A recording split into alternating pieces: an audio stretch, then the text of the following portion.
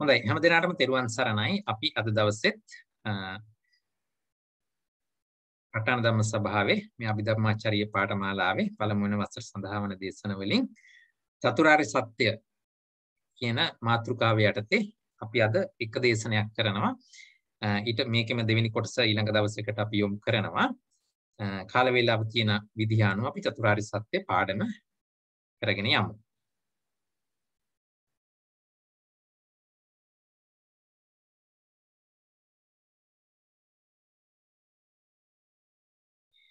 හොඳයි. චතුරාර්ය සත්‍ය කියන මේ පාඩම මෙතෙන්ට අවශ්‍ය වුණේ අපි මේ අභිධර්ම පාඩමක් කරගෙන යද්දි චතුරාර්ය සත්‍ය කියන කොටසක් මෙතෙන්ට අවශ්‍ය වුණේ මේ අභිධර්ම පාඨමාලාවේ චතුරාර්ය සත්‍ය ගැන අවබෝධයක් අනිවාර්යයෙන්ම තිබිය යුතුමයි. මේ කියන මූලික දැනුම් සම්භාරය අපි ගොනු කර ගනිද්දී. ඒ වගේම විභාග කරන අයටත් මතක් කරන්නට කැමති මේ චතුරාර්ය සත්‍ය කියන කොටසෙනුත් පැහැදිලිවම ප්‍රශ්න වෙනම ප්‍රශ්න 5ක් හම්බ වෙනවා. ඒක වෙනම උත්තර ලියන්නත් ඕනේ. ඒ කොටසට එහිනුත් පාස් මාක්ස් අරගත්තේ නැත්නම් මුළු විභාගේ පාස් වෙන්නේ නැහැ. මේ ආදී වශයෙන් කරුණු කාරණා තියෙන නිසායි මේ චතුරාර්ය සත්‍ය මේ අභිධර්ම පාඩම් මාලාවට යොමු වෙලා තියෙන්නේ. මෙහිදී අපි පාඩම් යොමු කරගෙන යන්නේ අතිපූජ්‍ය රේණුකාණේ චන්දවිමල නායක හාමුදුරුවන්ගේ උන්වහන්සේ විසින් රචනා කරලා තියෙන චතුරාර්ය සත්‍ය කියලා තියෙන මෙන්න මේ මා රූප සටහන දාලා තියෙන මෙන්න මේ පොත ඇසුරු කරගෙන තමයි මේ දේශන ඉදිරිපත් කරන්නේ. විභාග සඳහා පළවෙනි වසර විභාග සඳහා නිර්දේශිත ග්‍රන්ථය වෙන්නේ මේකම තමයි. මේ පොත ඔයගොල්ලෝ හැමෝම ගාව තියෙන්න අවශ්‍යයි. මොකද මම මේ සඳහා විශේෂ සටහනක් දෙන්නේ නැහැ. මොකද මේ පොත ඉතා පැහැදිලිව කරුණු කාරණා විස්තර කරලා තියෙන නිසා අමුතුවෙන් මට සටහනක් දෙන්න අවශ්‍යතාවයක් යෙදෙන්නේ අවශ්‍ය නැහැ. මේ පොත දැනට අතේ නැති අයට මම WhatsApp group එකට යොමු කරලා තියෙනවා මේ පොතේ PDF form එක. ඔයගොල්ලන්ට ඒකකින් හරි මේක කියව ගන්නට පුළුවන් වේවි. හොඳයි. අපි එහෙමනම් මේක ආරම්භ කරමු. කොහොමද?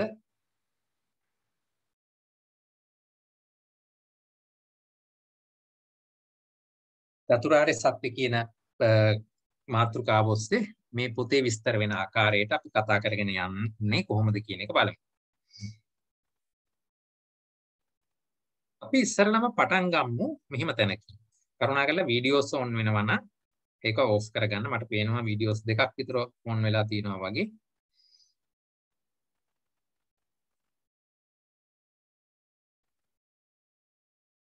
අපි මම මෙහෙම පටන් ගන්නම් මේ පාඩම. තත්වයකට ආගමක් හරි දර්ශනයක් හරි අවශ්‍ය වෙන්නේ ඇයි කියන කාරණාව. ආගමක් හරි දර්ශනයක් හරි අවශ්‍ය වෙන්නේ ඇයි කියන කාරණාව කතා කළොත් සාමාන්‍යයෙන් ඔයගොල්ලන්ට මොනවද හිතෙන්නේ? ඇයි කෙනෙක්ට ආගමක් දහමක් අවශ්‍ය වෙන්නේ? විනය පවත්වා ගැනීමට. අපි ළඟ විනයක්. ඒ කියන්නේ ආගමක් තිබූ පමණින් විනයකුත් තියනවද? ජීවිතේ විමුක්තිය සඳහා. විමුක්තිය සඳහා. අන්න හොඳ උත්තරයක්. ඒ කියන්නේ අපිට දැනට ඉන්න අපි ජීවත් වෙන විදිහට විමුක්තියක් නැද්ද අපිට? මේ වගේ ප්‍රශ්න ටිකක් එන්නට පුළුවන්. අපිට ආගමක් දහමක් අවශ්‍ය වෙන්නේ ඇයි? මේ ගැන සාකච්ඡා කරනකොට මේ වගේ අදහසක් ඉදිරිපත් කරන්නට පුළුවන්. අපේ පාලනයකින් තොරව අපිට අපේ අකමැත්ත තුල පවතින මෙන්න මේ දුක කියන දේ පවතින නිසා දැනෙන නිසා. එහෙම නැත්නම් වෙන විදිහකට කිව්වොත් අපි මේ සත්වයා මේ දහමක් අවශ්‍ය වෙන්නේ මේ දුක කියන ධර්මතාවය තියෙනවා දුකක් තියෙනවා කියලා පිළිගන්න අයට තමයි මේ ආගමක් දහමක් අවශ්‍ය වෙන්නේ. මේ දුක කියන එක ලෝකේ නැත්තම් අපිට ආගමක් දහමක් 아무තු දෙයක් අවශ්‍ය වෙන්නේ නැති. අපි ඔක්කොම සැපේ නම් ඉන්නේ. අපි ඉතින් සැපෙන් ජීවත් වෙනවානේ. ඉතින් මොකද කාට ඇයි අපිට වෙන ප්‍රශ්නයක් අවශ්‍ය නැහැ හිනා. නමුත් ප්‍රශ්නය වෙන්නේ සැප විතරක් පවතින්නේ නැහෙනේ. අපිට නිරන්තරයෙන් දුක කියන එක ගලාගෙන එනවා. දුක දැනෙනවා. මේ දුක පවත්වන්න අපිට ලං කරගන්න අපි කැමති නැහැ. ඒක අපිට අවශ්‍ය නැහැ. එහෙමනම් මේ කියන දුකෙන් අපි මිදෙන්නේ කොහොමද කියලා අපිට අපේ day to day life එකේ අපිට තේරුම් ගන්නට බෑ. එහෙමනම් අපි මේ කියන අපි අකමැති වූ මේ දුකෙන් අපිට මිදෙන්නට අවශ්‍යයි. හරිද? එතකොට අන්න ඒ මිදීම කියන කාරණාවට පදනම මාර්ගය අපිට හොයාගන්නට තේරෙන්නේ නැහැ. ඒ තේරෙන්නේ නැති නිසා අපිට ආගමක් දහමක් ශාස්ත්‍රූවරයෙක් හොයාගන්නට වෙනවා. හරිද? එතකොට මොකද්ද ප්‍රශ්නේ? දුක කියලා දෙයක් පවතිනවා. එතකොට මේ දහම අවශ්‍ය වෙන්නේ ඒ දුක පවතිනවා කියලා පිළිගන්න කෙනාට විතරයි. එසේ නොවන්නාට දහමකින් වැඩක් වෙන්නේ නැහැ. ඊළඟට මේ පවතින දුකෙන් අපිට මිදීමක් අවශ්‍ය වෙනවා. හරිද? එතකොට එහෙම අවශ්‍ය වුණාට ඒක අපේ එදිනෙදා ජීවිතයේදී අපිට වැටහෙන්නේ නැහැ. එදිනෙදා දෛනික කටයුතු වලදී දුක කියන එක අපිට උරුම වෙනවා මිසක් ඒකෙන් මිදෙන මගක් අපිට පේන්නේ නැහැ. මෙන්න මේ නිසා දුකෙන් මිදීම ගැන දන්න කෙනෙක්ගෙන් අපිට අහගන්නට සිද්ධ වෙනවා. වෙන්න තමයි මම මේ පාඩමට එළඹෙන මූලික ස්වરૂපය. හරිද? අපි සරල උදාහරණයක් අරන් බලමු. අපි යනවා නොදන්න පළාතක අපිට ගමනක් යන්න සිද්ධ වෙනවා. අපි දැන් නම් ඉතින් වාහනයක කාර් එකක යනවා නම් හරි. අපි මොනවාද දැන් කරන්නේ නොදන්න පළාතක යද්දී අපි මොනවාද කරන්නේ ටක් ගාලා? නැවිගේටරේ දාගන්නවා. හරිද? එතකොට අර නංගි අපිට උත්තර දෙනව නේද Google නංගි? අපිට ටක් ගාලා කියනවා රයිට් දැන් වමට අරවන්න දැන් දකුණට අරවන්න තව කිලෝමීටර් 10ක් ඉස්සරහට යන්න. ඔය ඒ තියෙන මොනවද මේ round about එකෙන් take the second left එහෙම කියලා අපිට කියනවානේ. ඇයි අපිට Google නංගි ඕන වෙන්නේ? අපි නොදන්න පළාතක යන නිසා. ඒ වගේ අපිට මේ ජීවිතයේදී අපිට නොපෙනෙන අපි නොදන්න දේවල් ගැන හොයාගන්නට අපිට සිද්ධ වෙනවා. ඒවා දන්න අයගෙන් අහගන්නට. ඒ ගැන අපිට ගැටලුවක් නැහැ. ඊළඟට මේ දුක කියන එක අපි ඇසුරේ පවතිනවාද කියන එකත් පොඩ්ඩක් විසඳගෙනම ඉස්සරහට යන්කෝ. දැන් අපි බැලුවොත් මම මෙහෙම ප්‍රශ්නයක් අහන්නම්කෝ. දැන් එක එක්කෙනාට දැනෙන දුක, විඳින දුක, අත්දකින්න දුක, උරුම වෙච්ච දුක ඔය කොවත් එක එක්කෙනාට සාපේක්ෂව අඩු වැඩි වෙන්න පුළුවන්. එහෙම නැත්නම් කාලයට සාපේක්ෂව අඩු වැඩි වෙන්න පුළුවන්. මේ කාලේ නම් මම බොහොම සැපෙන් හිටියා. මීට අවුරුදු 5කට කලින් මම බොහොම දුක් විඳා ආදී වශයෙන් එක එක ආකාරයකට මේක විග්‍රහ වෙන්නට පුළුවන්. දැන් දුකක් ඇති වෙන්නේ සාමාන්‍යයෙන් කොයි වෙලාවෙද? බොහෝ විට දුකක් ඇති වෙන්නේ ඔය අකුසල ධර්ම සිතේ ක්‍රියාත්මක වෙන වෙලාවෙදී අපිට ඒක පැහැදිලිව පේන අවස්ථාවක් තමයි ද්වේෂයක් ඇති වෙච්ච වෙලාවෙදී අපි මූණ කළු වෙලා අපිව තැවෙනවා අපිට අපිවම පාලනයෙන් තොරව බොහොම අපි අධික පීඩනයකට පත් වෙන වෙලාවක් තමයි අධික තරහක් ආපු වෙලාව. ඒ වගේම තමයි කායික දුකක් ඇති වෙච්ච වෙලාව කවුරු හරි කෙනෙක් ඇවිල්ලා අපිට පිහියෙන් අයින්නවා නම් අපිට තාඩන පීඩන කරනවා නම් අපිව මරන්න හදනවා නම් අපිට බොහෝ දුක් ඇති වෙනවා. දැන් මම මෙහෙම ඇහුවොත් දැන් මීට අවුරුදු 10-15කට කලින් මේ රට පුරා ඝාතන රැල්ලක් තිබුණා. ඝාතනයයි යුද්ධය හැමතැනම පැවතුණු නිසා හැමදාම අපිට ඝාතන දැනගන්න ලැබෙනවා. දැන් ඒ කාලේදී අපිට ඒ පරිසර වශයෙන් බොහොම දුකින් හිටියා. මම මෙහෙම ඇහුවොත් මේ දවස්වල ඔබගේ ගෙදර ඝාතනයන් සිදු වෙනවද? මොකක්ද ඔය දෙන උත්තරේ? මං අහන්නේ කෙලින්ම ඔබගේ ගෙදරට ඉලක්ක කරලා. එහෙම ඒවා තියෙනවද මේ දවස්වල? නැහැ. හරි? මෙන්න මේක තමයි අපිට මම මේක විශේෂයෙන් ඉදිරිපත් කරන්නත් හේතුව. දුක තියෙන්නේ වෙන කොහෙවත් නෙමෙයි අපි ළඟමයි. නමුත් අපිට ඒක පේන්නේ නැහැ. දැන් මම අහපුවාම ඔබගේ නිවසේ ඝාතන සිදු වෙනවද කියලා ඔබ කියනවා නෑ කියලා. නමුත් මම නැවත ප්‍රශ්නයක් අහනවා. ඔබ හොඳට බලන්න විමසිල්ලෙන් ඉන්න. ඌණෙක් දූවගෙන ගිහිල්ලා කුරුමිනියෙක්ව එහෙම නැත්නම් චූටි සතෙක්ව මරා ගන්න නැද්ද? ඝාතනය කරගන්න නැද්ද? මකුළුවෙක් දැලේ පැටලුණු අහිංසක සතෙක්ව මරා ගන්නේ නැද්ද? ඒ ආදී වශයෙන් වත්තපිටිය දිහා බැලුවොත් ලොකුවට ඉන්න තලගොයා ගිහිල්ලා පොඩිවට ඉන්න සිකනලාව ඝාතනය කරගන්නේ නැද්ද? මේවා අපේ පරිසරයේ නැද්ද? අපේ ගෙදර ඇතුලේ නැද්ද? ඌනා විසින් අර සතාව කෑලි වලට කඩලා ගිල ගන්නකොට ඒක ඝාතනයක් නොවේද? නමුත් අපිට ඒක දැනෙන්නේ නැත්තේ ඇයි? මේ ධර්මතා අපි ළඟම තියෙනවා. අපි ඒවට අවධානයක් යොමු කරලා නැහැ. අපිට ඒවා තේරුම් ගන්න ඕනකමක් නැහැ.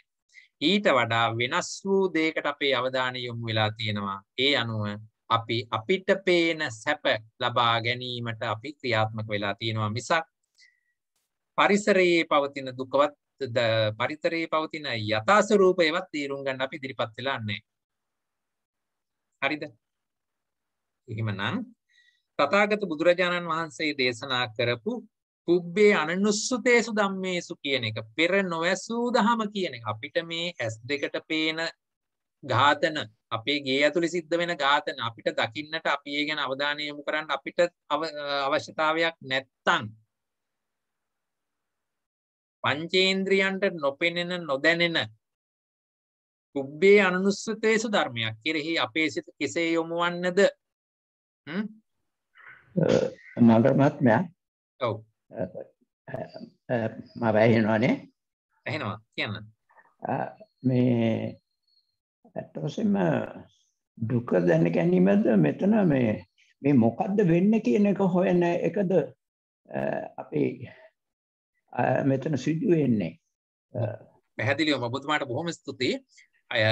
පැහැදිලිව විය යුත්තේ මොකක්ද වෙන්නේ කියන එක තමයි. නමුත් ඒක පටන් ගැනීමට මම දුක කියන ධර්මතාවය උපයෝගී කරගත්තා. එච්චරයි තාම මම ඉස්සරහට ගියේ නෑ තව. බොහොම හොඳයි ඔබතුමාට බොහොම පිං. දැන් එතකොට මෙතන අපිට තියෙනවා පවතින ධර්මතාවයක් පේනවා දුකයි කියලා. හරිද? ඒක හිතේ තියාගෙන එහෙනම් ඒකෙන් මිදෙන්න අපිට අවශ්‍යයි කියන හැඟීමත් හිතේ තියාගෙන ඒ අවශ්‍යතාවය අපිට තිබුණට ඒකට මාර්ගය අපට හොයාගන්නට බැහැ කියන එක තුල නිසායි අපි ශාස්ත්‍රවරයෙක් සරණ යන්නේ. ඒ නිසායි අපි නමෝ තස්ස භගවතෝ කියලා පටන් ගන්නෙ. හොඳයි. ඒක හිතේ තියාගෙන අපි ඊළඟට ඉස්සරහට යම් බලන්න. අපි ගත්තොත් මේ චතුරාර්ය සත්‍ය පොතේ සංඥාප්පණයේ පළවෙනි කොටසෙම තියෙන එකක් තියෙනවා. ලෝකේ වාසය කරන ඕගොල්ලන් එක බැලුවොත් ඕගොල්ලන්ට පෙනේ ඔය ප්‍රස්තාවනා කියන නෑ සංඥාපණයේ 9 වෙනි පිටුවේ IX කියලා තියෙන්නේ. අන්නේ පිටුවේ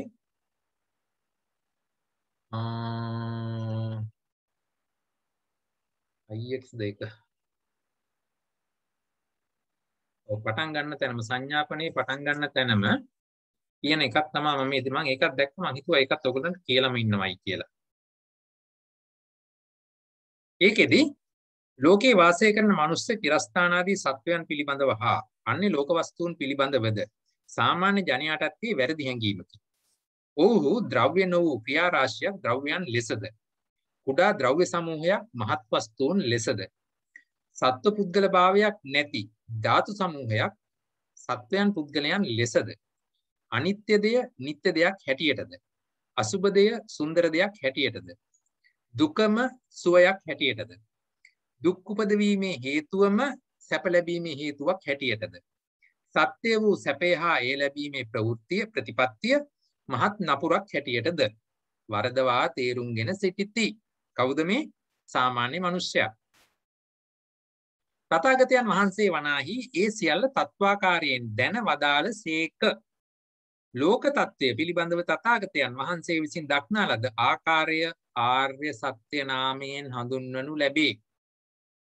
බොහොම සරල ලෙස විස්තර කරපු තැනක් මම මේ චතුරාර්ය සත්‍ය සංඥාපනයෙන් අරගෙන ඉදිරිපත් කළේ.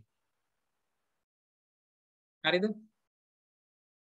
දැන් මෙතනදී විශේෂයෙන් මම මතක් කරන්නේ මේ චතුරාර්ය සත්‍ය කියලා මෙතනදී අරගත්තේ මේ ලෝකයේ යථා ස්වභාවය ගැන බුදුහාමුදුරුවෝ දැක්ක විදිය. අපි දැකපු විදිහ නෙමෙයි.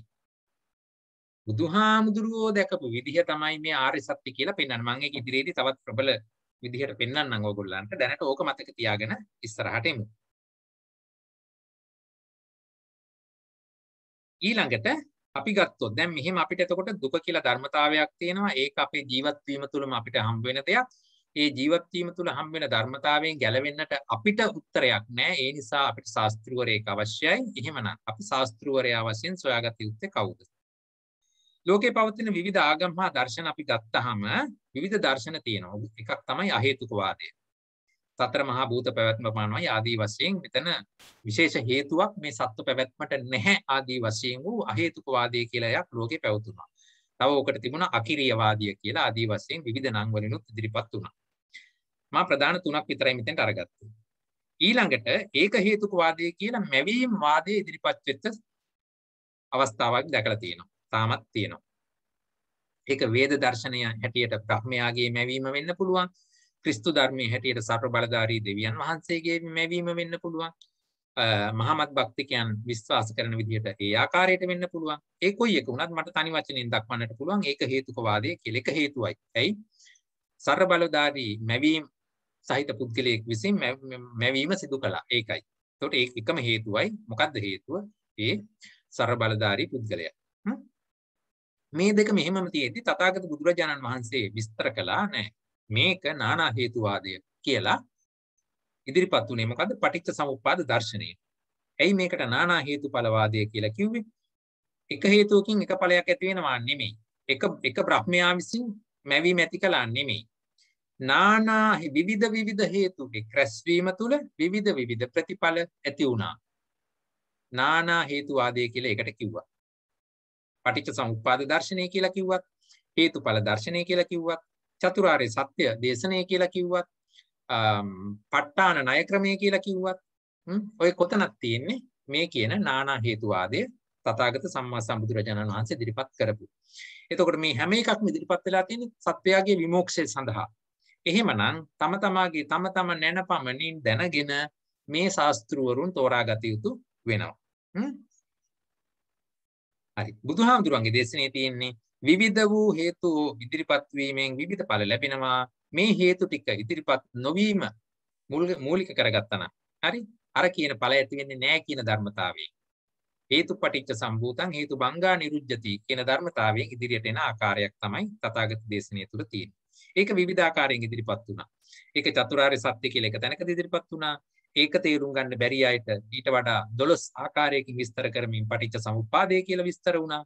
ඒකත් තේරුම් ගන්නට බැරි නම් තවත් දීර්ඝව විස්තර කරලා කාරණා 24ක් ඉදිරිපත් කරමින් ප ဋ ාණ ණය දේශනා කළා. මේට අමතරව 45 වසක් වූ බුද්ධ දේශනා කරපු බුද්ධ චරිතය තුළ අනේක විද ආකාර වලින් මේ කියන නානා හේතුවාදය විවිධ ආකාරයෙන් ඉදිරිපත් කරලා තියෙනවා. අපි එහිදී මේ සාකච්ඡා කරගෙන යන්නේ චතුරාර්ය සත්‍ය පොතේ විස්තර වෙලා එන එක් ආකාරයක් විතරයි. හරි. මම මේක තව මේ පාඩමේ මුළු මූලික පදනමට එන්න කලින් මේ පොඩ්ඩක් වටපිටාව මම මේ යන්නේ. බුද්ධ දර්ශනයේ පදනම අරගත්තාම මට තේරෙන විදිහට ඒක මේ විදිහට ඉදිරිපත් කරන්න පුළුවන්. දුක පවතින බව පිළිගැනීමක් වෙන්නට ඕනේ. ඒ දුක ඇති වෙන්නේ ඊට අනුරූප වෙච්ච හේතු ධර්මයන්ගේ යෙදීම මතයි කියන එක අපි තේරුම් ගන්නට වෙනවා. එහෙම නැතුව මේක මැවීමක් නෙමෙයි අපේ උරුමය කියලා ගන්න බෑ. මේක ඒ තැන යෙදෙන හේතු මත සිදුවෙන කාරණයක්. ඊළඟට සියලු දුකින් මිදීමක්ද තියෙනවා කියන එක මොකද හැම එකකම අනිත් පැත්තට කාරණේකුත් තියෙනට ඕනේ. රැයක් තියෙනවා නම් දවාලකුත් තියෙනවා. දවාලක් තියෙනවා නම් රැයකුත් තියෙනවා. මේ ආදි වශයෙන් දුක පවතිනවා නම් ඒ සියලු දුකින් මිදීමක් කියලා එකකුත් තියෙනවා. ඒ සඳහා වූ විශේෂිත මාර්ගයකුත් තියෙනවා. මේ තමයි බුදු දර්ශනයේ පදනම. දුකක් පවතිනවා. ඒ පවතින දුකට කාරණයක් තියෙනවා, හේතුවක් තියෙනවා. ඒ වගේම මේ කියන්නා වූ සියලුම දුකින් මිදීමක්ද තියෙනවා. එවැනි මිදීම සඳහා වූ උපායක්ද තියෙනවා කියන කාරණේ. මේක හොඳට තේරෙනවා අනිකුත් ශාසනවල පවතින ක්‍රමයක් එක්ක සංසන්දනය කරලා බැලුවොත් මේ බුදුදහමේ තියෙන විශේෂත්වය ඔබට තේරෙනවා. මම ඒක සංසන්දනය කරලා පෙන්නන්නම්. අනිකුත් ශාසනවල තියෙන කාරණේ අරන් බැලුවොත් එතනත් දුක පවතිනවා කියලා තේරුම් ගත්ත බොහෝ ශාසන තියෙනවා. දුක පවතින්නේ නැහැ කියපු තැන් තියෙනවා. අපි ඒක අමතක කරමුකෝ. දුක පවතිනවයි කියලා පිළිගත්ත ශාසන තියෙනවා. මේ පිළිගත්ත ශාසනවලත් මේ දුකේ පැවතීමට හේතු හැටියට ඉදිරිපත් කළේ මැවුම් කරුවාගේ ස්වභාවය. මැවුම් කරුවා නිසා තමයි මේ විදිහට මවල තියෙනවා. හරි. එතකොට දුක කියලා එකක් තියෙනවා. ඒ දුකට හේතුවක් තියෙනවා. හරි. ඊළඟට ඔහුගේ අපි අන පිළිපැදිය යුතුයි. ඒ සියලු දුකෙන් මිදෙන්න නම් ඔහුගේ අන පිළිපැදිය යුතුයි. ඒ එක එක්කෙනාගේ අන විවිධාකාරයෙන් සමාජගත වෙලා තිබුණා. නමුත් පොදුවේ ගත්තොත් මේ මැවීම් කරුවාගේ කිව්ව පිළිවෙලට අපි ජීවිතේ පිළිපැදිය යුතුයි. එහෙම පිළිපැද්දාම මරණින් මතු ඔහු කියන විමුක්තිය අපිට ලබන්නට පුළුවන්. හරිද? මරණින් මතු ඔහු සමග සහ මොකක්ද ඒකට කියනවා වචනයක් සහවාසයට යනවායි කියලා නේද? බ්‍රහ්ම වාසයට යනවා කියනවා. එහෙම නැත්නම් දේවත්වයටපත් වෙනවා කියනවා. ආදී වශයෙන් මරණයෙන් පස්සේ ඒ දේ ලබා ගන්නට පුළුවන්. දැන් මේ දෙක සංසන්දනය කළොත් දුක පවතී කියන තැනදී හරි? ඒක බුදුදහමත් පිළිගත්තා. අන්‍ය ශාසනත් පිළිගත් ශාසනත් තිබුණා. දුකට හේතුවක් තියෙනවා කියන එක මේ දෙපැත්තම පිළිගත්තා. හේතුව විවිධ වෙන්න පුළුවන්. නමුත් දුකට දුකක් තියෙනවා, දුකට හේතුවක් තියෙනවා කියන කාරණේ දෙපැත්තම පිළිගත්තා. ඊළඟට බුදුදහම තුන්වෙනුවට ඉදිරිපත් කළා දුකින් මිදීමක් තියෙනවා කියලා. ඔව් දුකින් මිදීමකුත් තියෙනවා. ඒ සඳහා උපායක් තියෙනවා කියලා බුදුදහම කියනකොට ඔව් ඒ සඳහා උපායකුත් තියෙනවා. අන්‍ය ශාසනත් කිව්වා. හැබැයි වෙනසක් දකින්නවා මෙතනදී. මේ බලන්න. බුදුදහම මේ සියලු දුකින් මිදීමක් තියෙනවා කියලා ඉදිරිපත් කළේ අංක 3 හැටියට. එහෙම දැනගත්තු ඒ නිශ්චය වශයෙන්ම දුකින් මිදීමක් තියෙනවා කියලා දැනගෙනයි ඒ සඳහා උපාය යෙදුවේ. ඒක හරියට අපි නුවර යන්නේ නුවර කියලා දෙයක් තියෙනවාය ඒ සඳහා මේන්න මේකේ මාර්ගය. අපි නුවර යනවා කියලා ගාලු පාර දිගේ ඇවිදින්නේ නැහැ. නුවර යනවා කියලා route number 1 කැන්ඩි රෝඩ් එකේ යන්නේ. හරි? එතකොට පැහැදිලිවම අපි නුවරට යනවා. ඒක අපිට නිශ්චිතයි. ඇයි නිශ්චිත? අපි යන තැන ගැන දැනුමක් අපිට තියෙනවා. හරි? ඒ අනුව අපිට මාර්ගයේ ගොඩනගාගෙන අපි තියෙනවා. මේක තමයි මම දකින බුදුදහමේ තියෙන විශේෂත්වය. හොඳින් තේරුම් ගන්නට. හරිද? හරි. ඊට පස්සේ අපි ඔන්න දැන් පාඩමට එමු. අපේ පාඩම චතුරාර්ය සත්‍ය. එහිදී චතුරාර්ය සත්‍ය. මෙතන හතරක් ගැන කතා කරනවා. දුක්ඛාර්ය සත්‍ය කියලා එකක් තියෙනවා. සමුදයාර්ය සත්‍ය කියලා එකක් තියෙනවා. නිරෝධාර්ය සත්‍ය, මාර්ගාර්ය සත්‍ය. චතුරාර්ය සත්‍ය. හතරයි තියෙන්නේ. ඒක දුක්ඛාර්ය. මේක ආර්ය සත්‍ය. හරි ඒවා ඇයි එහෙම කිව්වේ කියලා අපි ඉදිරියේදී සාකච්ඡා වෙනවා. එහෙමනම් මෙන්න මේ කියන කාරණා හතර දුක්ඛාර්ය සත්‍ය, සමුදයාර්ය සත්‍ය, නිරෝධාර්ය සත්‍ය සහ මාර්ගාර්ය සත්‍ය ගැන තමයි මේ කතා කරන්නේ. දුක්ඛාර්ය සත්‍ය අපිට කෙටියෙන් අරගන්නට පුළුවන්. දුක, දුකට හේතුව, දුකින් නිවීම, ඒ සඳහා උපාය කියලා අපිට මේක කතා කරන්නට පුළුවන්. හරිද? දුක, දුකට හේතුව, දුකින් නිවීම, ඒ සඳහා උපාය. මේක තමයි චතුරාර්ය සත්‍ය තුල පවතින පදනම කියලා අපිට අරගෙන ඉස්සරහට යන්නට පුළුවන්. ඊළඟට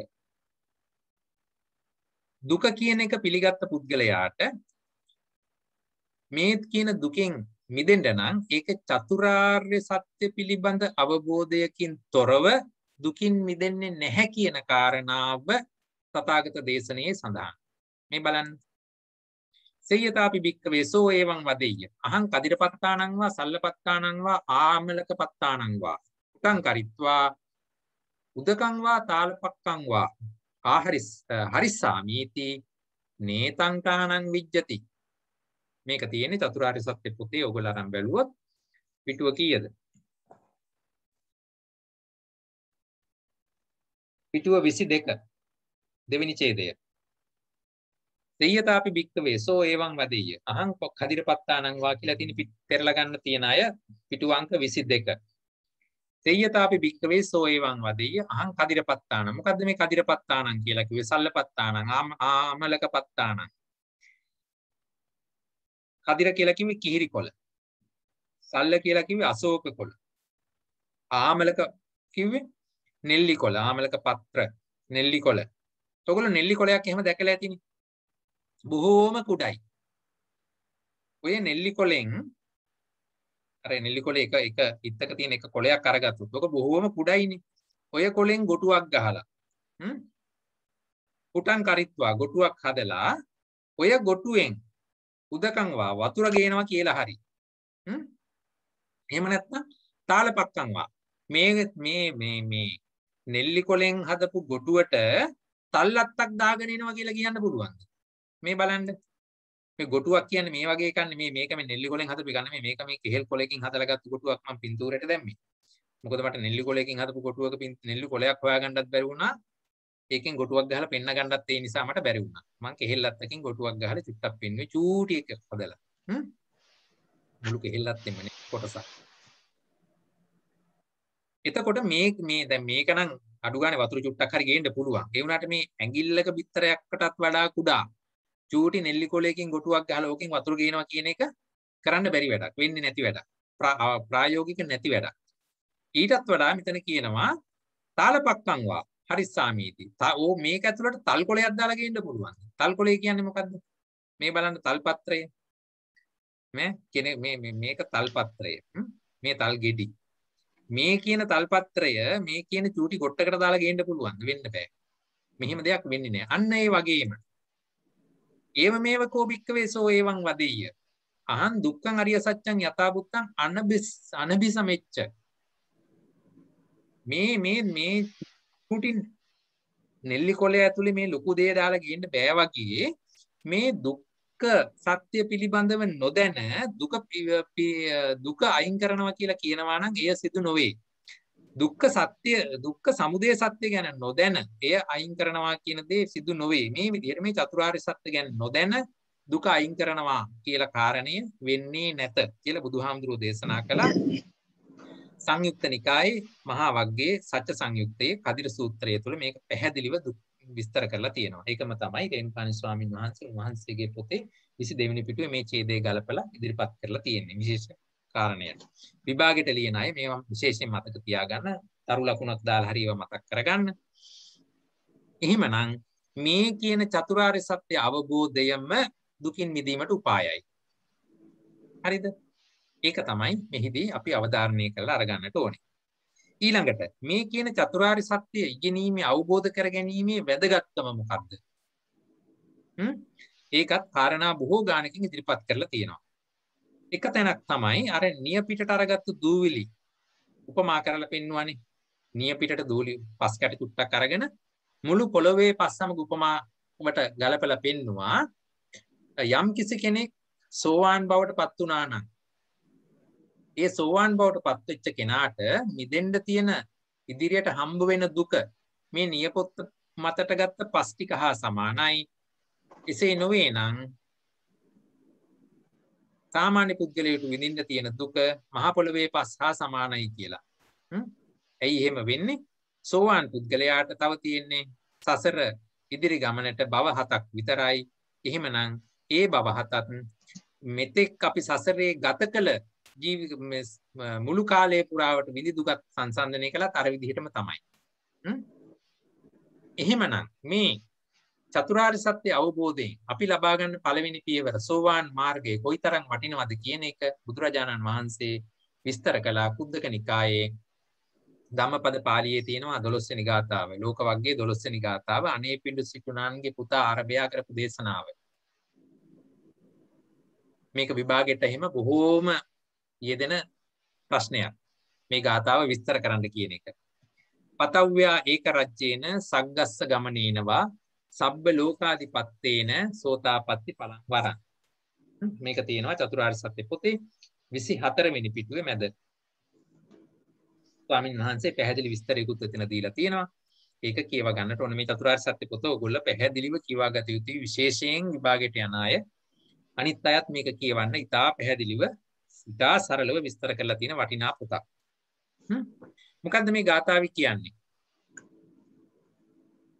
පතව්‍යා ඒක රජ්‍යේන පතව්‍යා පෘථුවිය ඒක රජ්‍යේන එක රජෙක් පෘථුවියට මුළු පෘථුවියටම අධිපති කෙනෙක්ටත් වඩා කරුණාකරලා මයික් ඔෆ් කරගන්න. පතව්‍යා ඒක රජ්‍යේන මුළු පෘථුවියටම එකම රජ කවුද? සක්විති රජකම. ඒ මුළු පෘථුවියටම අධිපතිකම දරන සක්විති රජකමටද වඩා පතව්‍යා ඒක රජ්‍යේන සග්ගස්ස ගමනේන ස්වර්ගයට යාමටද වඩා සබ්බ ලෝකාධිපත්‍යේන සියලු ලෝකයන්ට අධිපති වීමටද වඩා සෝතාපට්ටි පලං වරං සෝතාපට්ටි ඵලයේ උතුම්. හරි ගැටලුවක් ඉදිරිපත් කරන්න තියෙනවා නම් කමල් මහත්මයා ඔබට ගැටලුවක් ඉදිරිපත් කරන්න තියෙනවා නම් ඉදිරිපත් කරන්න, නැත්නම් මයික්‍රොෆෝනය මියුට් කරගන්න. හරිනේ. මෙතන මේ ගාථාව කියන්නේ පතව්‍ය ඒක රජ්‍යේන මුළු පෘථිවියටම අධිපති වූ සක්විති රජකම. දැන් සක්විති රජ කිව්වහම මුළු පෘථිවියම තමන්ගේ අනසකට යටත් නේතකොට ඉතින් ඔහුට තවත් මොනවද නැත්තේ? අර සම්පත්ති හතකුත් තියෙනවනේ. මොනවද? මාණික්‍ය සම්පත්තිය, චක්‍ර සම්පත්තිය ආදී වශයෙන් ගොඩක් තියෙනවනේ සක්විති රජුරවන්ට. හේව් තියාගෙන ඊටත් වඩා සග්ගස්ස ගමනේ නා ස්වර්ගයට යනවටත් වඩා මෙතන මේ කියන විදිහට නම් මෙතන පෘථුවියේ රජකම ඊට පස්සේ සග්ගස්ස ගමන එනවා. ඊට පස්සේ සබ්බ ලෝකාධිපත්තේන මුළු ලෝකේටම අධිපති. මේක අනේපිඩු සිටුනාන අධිපතිගේ පුතා අරබයා ඒ කාලේ දේශනා කරපු විදිහට සබ්බ ලෝකාධිපත්‍යන ඒ කාලේ තිබිච්ච මතේනේ බ්‍රහ්මයා ලෝකේ මෙව්වා කියලා. එහෙමනම් මුළු ලෝකේටම අධිපති කිව්වොත් එතන බ්‍රහ්මයා. ඒ අනුව පෘථුවියට අධිපති සක්විති රජකමයි මුළු ලෝකේටම අධිපති බ්‍රහ්මයා ගැන සැලකෙනකොට මේ සග්ගස්ස ගමන එනවා කියලා තියෙන සක්‍රියා වීමටද වඩා කියන එක වෙන්න ඇති. ගමන එනවා කිව්වොත් නම් ස්වර්ගයට යාමට කියන එක තමයි ඉදිරිපත් වෙන්නේ. අනිත් දෙක රජවරු ගැන කියන නිසා ඒකත් එහෙනම් ස්වර්ගයට අධිපති රජ සක්‍රයනේ. ඒ අනුව අපි අරගත්තොත් සක්විති රජකම වෙනවටත් වඩා සක්‍රය වෙනවටත් වඩා මහා බ්‍රහ්මයා වෙනවටත් වඩා සෝවාන් ඵලයටපත් වෙන්න පුළුවන් නම් ඒක වැදගත් කියලා කිව්වා. ඇයි එහෙම කිව්වේ?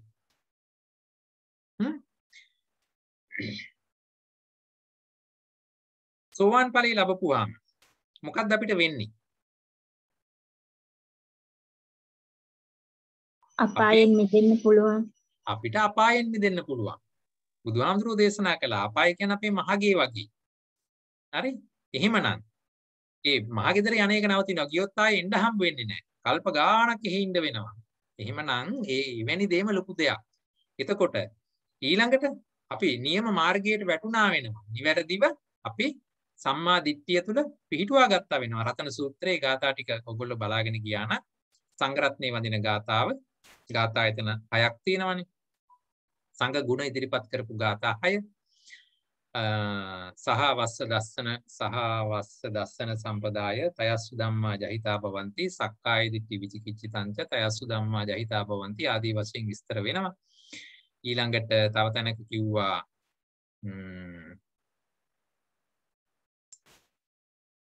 මොනවාද නගරයක් මැද්ද හිටවපු මහා ඉන්ද්‍රකීලය වගේ නොසැලෙන ශ්‍රද්ධාවක් ඇති වෙනවා.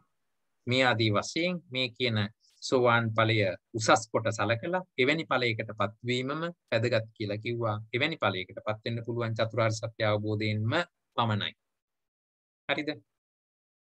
ඊළඟට මේ කියන චතුරාර්ය සත්‍ය අවබෝධය මේ තරම් වැදගත් වෙනවා නම් දැන් මේ කියන රජකම් වලටත් වඩා චතුරාර්ය සත්‍ය අවබෝධය වැදගත් වෙනවා නම් ඒ චතුරාර්ය සත්‍යයේ අවබෝධයේ වැදගත්කම ඒ සඳහා වන කැපකිරීම පැත්තෙන් අපි බලමු.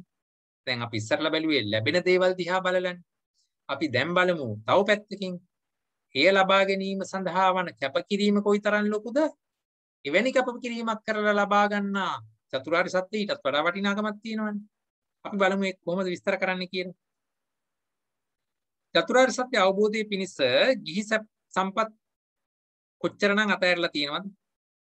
අතීතයේ බැලුවත් වර්තමානයේ බැලුවත් අමුදරුවන්, දීපල, රාජ්‍ය සම්පත් මේ ඔක්කොම අතහැරලා පැවිදි වෙච්චයි කී දෙනෙක් හිටියද? එවැනි අය එවැනි පැවිදි වුණේ ඇයි? මේ කියන සත්‍ය අවබෝධය ලබා ගැනීමට.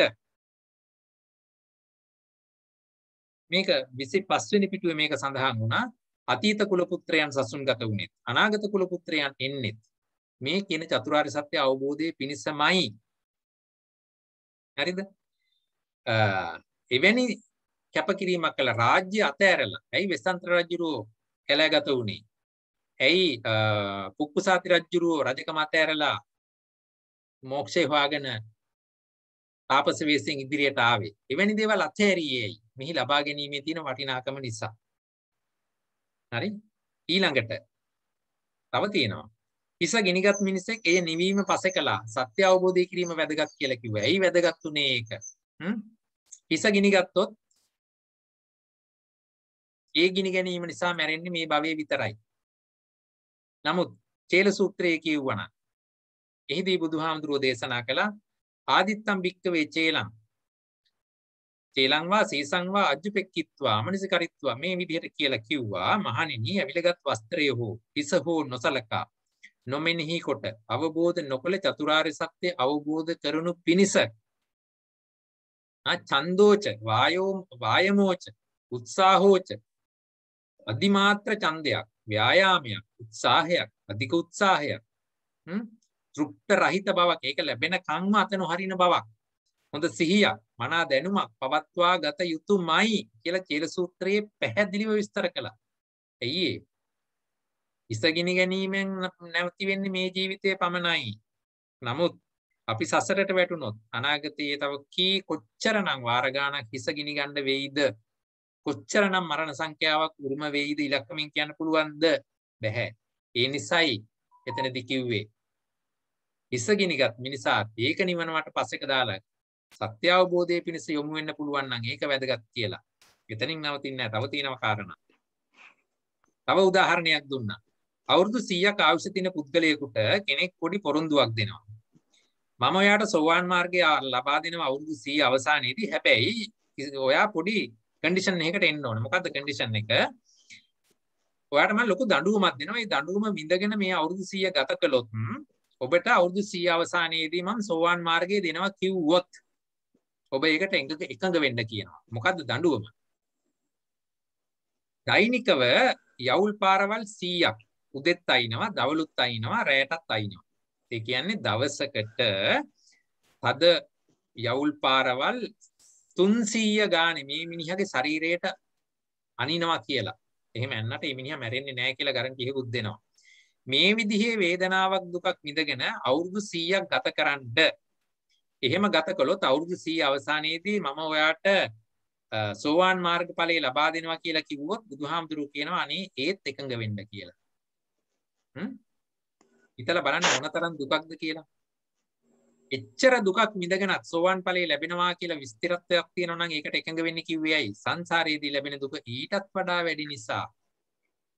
වෙන පැත්තකින් කිව්වොත් සෝවාන් ඵලය මේ තරම් දුකකටත් වඩා අපිට හිලව් කරලා වුණත් ලබා ගන්න වටිනා කියන දෙයක් නිසා. ඒතරොන දැන් මම කාරණා හතරක් ඇති හතරකින් කිව්වා. මේවා විභාගයට එන ප්‍රශ්න මේකයි මම විශේෂයෙන් මතක් කරන්නේ.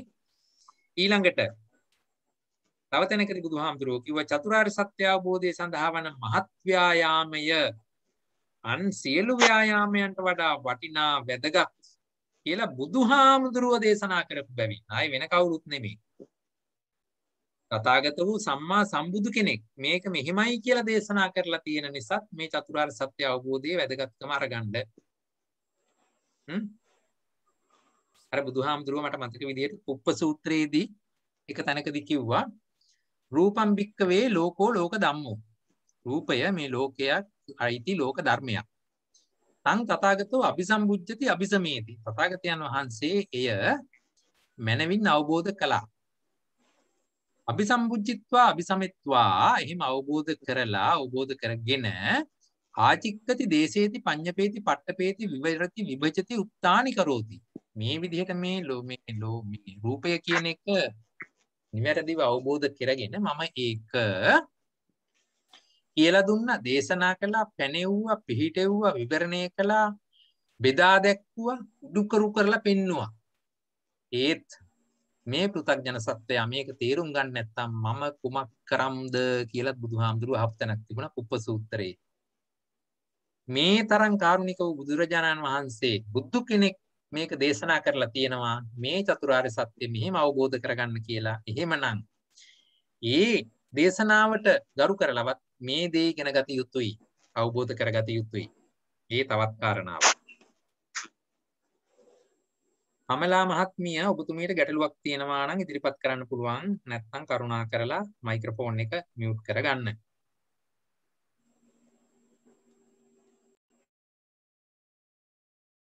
තවත් කාරණාවක් තියෙනවා. අපි සරියුත් හාමුදුරුවන්ගේ චරිතය අහලා තියෙනවානේ. සරියුත් රහතන් වහන්සේ අවසාන කාලයේදී තමාගේ මව සොයාගෙන ගිහිල්ලා ඒ බ්‍රාහ්මණ විශ්වාසයන් තුල එල්බගෙන සිටපු තමාගේ මව ධර්මයේ පිහිටුවලා චතුරාර්ය සත්‍ය අවබෝධය කෙරෙහි යොමු කෙරෙව්වා කියලා පෙළ දහමේ සඳහන් වෙනවනේ. සරියුත් හාමුදුරුවෝ වාගේ අග්‍ර ශ්‍රාවක හිමිනමක් ඇයි ඒ වගේ දෙයක් කළේ? තම මවට කරන්න පුළුවන් උපරිම පූජාව තමයි ඒ කලේ. උපරිම මෙහෙය තමයි ඒ කලේ. ඒව හරි අපි උදාහරණයට අරගෙන මේ චතුරාර්ය සත්‍ය අවබෝධයේ වටිනාකම අපි තේරුම් ගත යුතුයි.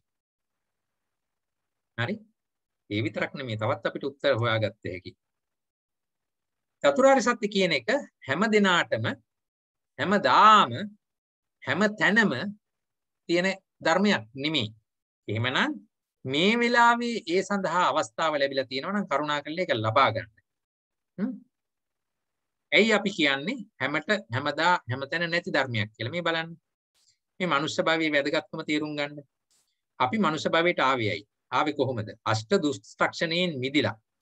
ත්‍රි හේතුක ප්‍රතිසන්දියක් සහිතව මිනිසුන් අතරේ සුළු පිරිසකට විතරක් ලැබෙන චතුච්චක්‍ර සම්පත්තියක් අරගෙන තමයි අපි මේ අභිධර්ම පන්තියට සහභාගී වෙන්නේ. එතකොට මේ තරම් සීමිත අවස්ථාවකට අපි ඇවිල්ලා ඉන්නේ නැද්දි? මේ අවස්ථාව ගිලිහිච්ච අසීමිත සංඛ්‍යාත ජනකායක් ඉන්නවා කියන එකත් අපිට තේරෙනවානේ. මොනවද අෂ්ට දුෂ්ටක්ෂණ? නිරය, තිරිසන්, പ്രേත, පිටසක්වල, අඳගොළු බිහිරි බව. ධර්මයේ තේරුම් ගන්න බැරි බ්‍රහ්මතල. එතකොට තව මොනවද තිබුණේ? නියත මිත්‍යා දෘෂ්ටි බව. බුදු කෙනෙක් පහළ නොවූ කල්ප ඕන තරම් ලෝකේ තියෙනවා. එවැනි කාලයක ඉපදුණොත් ඒත් අපිට මේ කිනේව ලැබෙන්නේ නැහැ. මේ කියන ධර්මයේ හොයාගන්න බෑ. මේ විදිහට අෂ්ට දුෂ්ටක්ෂණය පහු කරගෙනයි අපි මේ මනුෂ්‍යාත්ම භාවයට ලබාගෙන තියෙන්නේ. ත්‍රි හේතුක ප්‍රතිසන්දියක් ලැබිලා තියෙනවා. බෞද්ධ පරිසරයක ඉපදිලා තියෙනවා. සංඝයා වහන්සේලා දකින්න පුළුවන්කම තියෙනවා. චතුරාර්ය සත්‍ය ලියවුණු පොතපත නිරතුරුව අපිට පරිහරණයේ තියෙනවා. එවැනි ස්වභාවයක් තියෙද්දි මේක ලබා ගත්තේ නැත්නම් ඒකට මොකද්ද අපිට කියන්න පුළුවන් වෙන්නේ? තේවෝ සක්්‍ය ආලාභා තේසන් දුර්ලද්දං. සක්්‍ය සූත්‍රයේදී බුදුහාමුදුරුවෝ කිව්වා මෙච්චර තියෙන එකත් ලබා ගන්න නැත්නම් සාක්‍යය එය මහත් වූ අලාභයක්, මහත් වූ දුර්භාග්‍යයක් කියලා. මොකක්ද අලාභය කියලා කිව්වේ? මිනිසත් භව. මේ ලබාගත් මිනිසත් භවෙන් ප්‍රයෝජනෙ ලබා ගත්තේ නෑ. මොකද්ද දුර්ලද්දං කියලා කිව්වේ? ලැබෙන්නට තියෙන දෙයින්. මොකද්ද ලැබෙන්නට තියෙන්නේ? චතුරාර්ය සත්‍ය ලබා ගන්නට පුළුවන්, මාර්ගඵල අවබෝධ කරගන්න පුළුවන් මනුස්සත් භව තුල ඉඳගෙන ඒ ලබා ගන්න පුළුවන් දේ ලබා ගත්තේ නෑ. එහෙමනම් එවැනි ස්වභාවය අතාරින්නට එපා කියලා කිව්වා. මේ විදිහට මට කාරණා 7කින් ඉදිරිපත් කරන්නට පුළුවන් චතුරාර්ය සත්‍ය අවබෝධයේ වටිනාකම. මේක 2015 දී පළවෙනි ප්‍රශ්නය, 2013ත් මට මතකයි තිබුණා. ඒ ආදී වශයෙන් මේක ඊට පස්සෙත් බොහෝ වාර ගණනක් ආපු ප්‍රශ්නයක්. ඒ නිසායි මම මේ එකින් එක විස්තර කරලා මේ විදිහට කාරණා පෙන්වුවේ.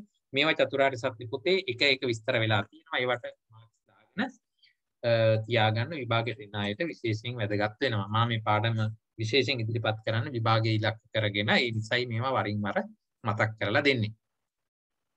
ඊළඟට මේක තවත් වැදගත්කමක් කිව්වා. ඔබ යමෙකුට අනුකම්පා කරන්නේ නම් ඔවුන්ට චතුරාර්ය සත්‍ය අවබෝධය කරලා දෙන්න කියලා. චතුරාර්ය සත්‍ය පොතේත් මේකක් තියෙනවා. යේහි කේචි බික්කවේ අනුකම්පෙය්‍යාත. යේච සෝතබ්බම් මඤ්ඤේයු මිත්තාවා අමච්චාවා ඥාතිවා සලෝහිතාවා. තේවෝ බික්කවේ චතුර්ණං අරිය සත්‍යානං යථා භූතං අபிසමාය සමාදපේ තබ්බා නිවේසේ තබ්බා පතිට්ඨාපේ තබ්බා. මොකක්ද ඒ කිව්වේ? මහණෙනි යම් කිසි කෙනෙකුන් හට අනුකම්පා කරන්නහු නම් මිතුරු වූ හෝ යහළු වූ හෝ නෑ කෙනෙක් වූ හෝ සහලී නෑයෙක් වූ හෝ යම් කෙනෙකුන් ඇහුම්කන් දිය යුතුයි හඟුනාහු නම්, ඒ කියන්නේ ඔබ කියන දේ අහනවා නම්, ඔබ කියන දේ අහයි කියලා හිතෙනවා නම් ඒ කවුරුණක් කමක් නැහැ. කවුරුණක් කිව්වේ මිත්‍රයෙක් හෝ මිච්ඡාවා මමච්ඡාවා යහළුවෙක් හරි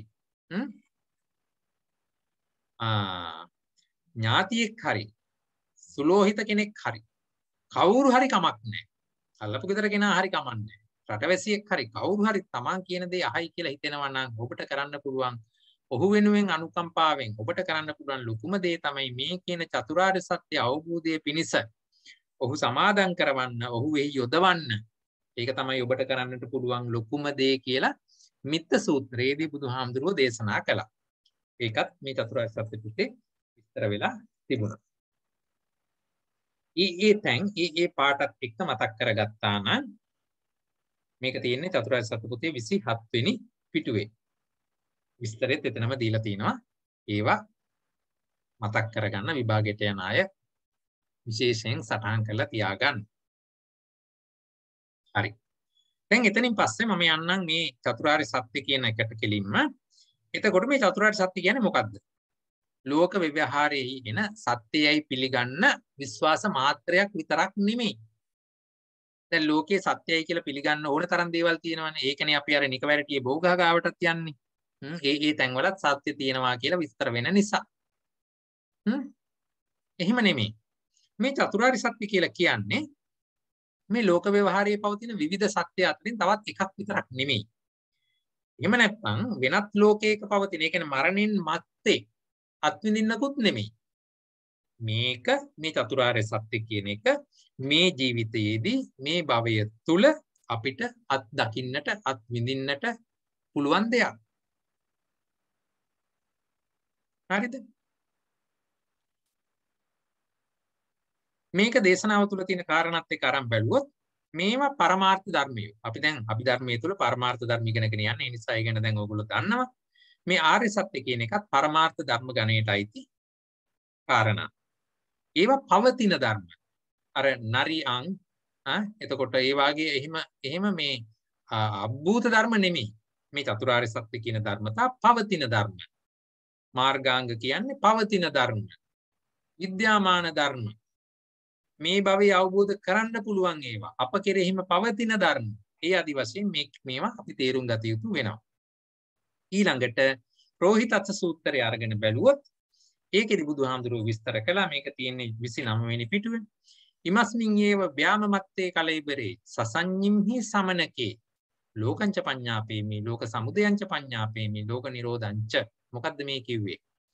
ඉමස්මින් ඒව ව්‍යාමමත්තේ කලේබරේ බඹයක් පමණ වූ මේ ශරීරයේම ඒක සසඤ්ඤිම්හි, ඒක සංඥා සහිතනම් සමනකේ, මනස සහිතනම් මනස සහිත සංඥා ලබන මේ කියන බඹයක් පමණ වූ ශරීරය කියන්නේ ජීවමාන ශරීරයක ලෝකංච පඤ්ඤාපේමි ලෝක සමුදයංච ලෝක නිරෝධංච ලෝක නිරෝධගාමිනීංච පටිපදಂತಿ.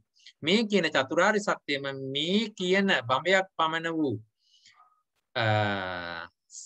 සවිඥානික කය තුලින්ම අපිට තේරුම් ගන්නට කියලා බුදුහාමුදුරුවෝ ඒක දේශනා කළා. ඒක මම ඉදිරියේදී විස්තර කරන්නම්.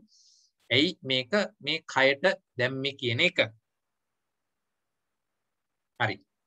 ඊළඟට මේ චතුරාර්ය සත්‍ය කියන එකට හරියටම එන්න කලින් තවත් පැතිකඩක් අපිට දකින්නට ඕනේ. ඒ තමයි මේක අවබෝධ කරගන්න ටිකක් දුෂ්කරයි. ඒ අනුව හැම කෙනෙක්ම බොහොම යෝනිසෝ මනසිකාරයෙන් යුක්තවම මේවා තේරුම් ගන්නට ඕනේ. නිතර මේ ගැන හිතන්නට ඕනේ. එහෙම හිතලා එන ප්‍රශ්න සාකච්ඡා කරන්නට ඕනේ. ඒ විදිහට මේක පියවරෙන් පියවර ඉදිරියට අපි තේරුම් ගත යුතුයි. මේක අවබෝධ කරගන්න දුෂ්කරයි කියලා කියන්නේ කොහොමද කියලා ප්‍රශ්නයක් ආවොත් විභාගෙට ඒවට උත්තර දෙන්නේ මෙහිමයි. පෙළ දහමේ සඳහන් වෙන උපමා අරගන්න. එක තැනක බුදුහාමුදුරුවෝ විස්තර කරලා පෙන්වන්නේ අර ආනන්ද හාමුදුරුවෝ එකපාරක් බුදුහාමුදුරන්ට කිව්වනේ අර ලිච්ඡවි කුමාරවරු අර යතුරු සිදුරෙන් ඈතට ඊතල විදලා ඉලක්කයට විදින අවස්ථාවක් පෙන්නලා ඒගොල්ල පොඩි අභ්‍යාසයක් කරන වෙලාවකදී ඒක දැකලා ඇවිල්ලා බුදුහාමුදුරන්ට කිව්වා මේ ලිච්ඡවි කුමාරවරු බොහොම අමාරු වැඩක් කරනවා කියලා. ඒ අවස්ථාවේ බුදුහාමුදුරුවෝ දේශනා කළා ඊට වඩා අමාරු වැඩක්ද මෙන්න මේක කියලා. මොකද්ද ඉදිරිපත් කළේ? අශ්වයෙක්ගේ ලෝමයක් අරගෙන ඒක 7කට පළලා. අශ්වයෙක්ගේ ලෝමේ කොයිතරම් සිනිඳුද කියලා ඉතින් හිතලා බලන්න. විසකේ ගහක් කියලා ගන්නකො.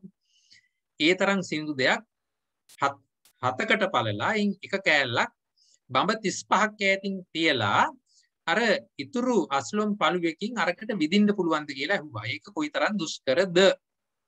එහෙමනම් චතුරාර්ය සත්‍ය අවබෝධය කියන එක ඊටත් වඩා දුෂ්කරයි කියලා ඔන්න උපමාවකින් දේශනා කළා.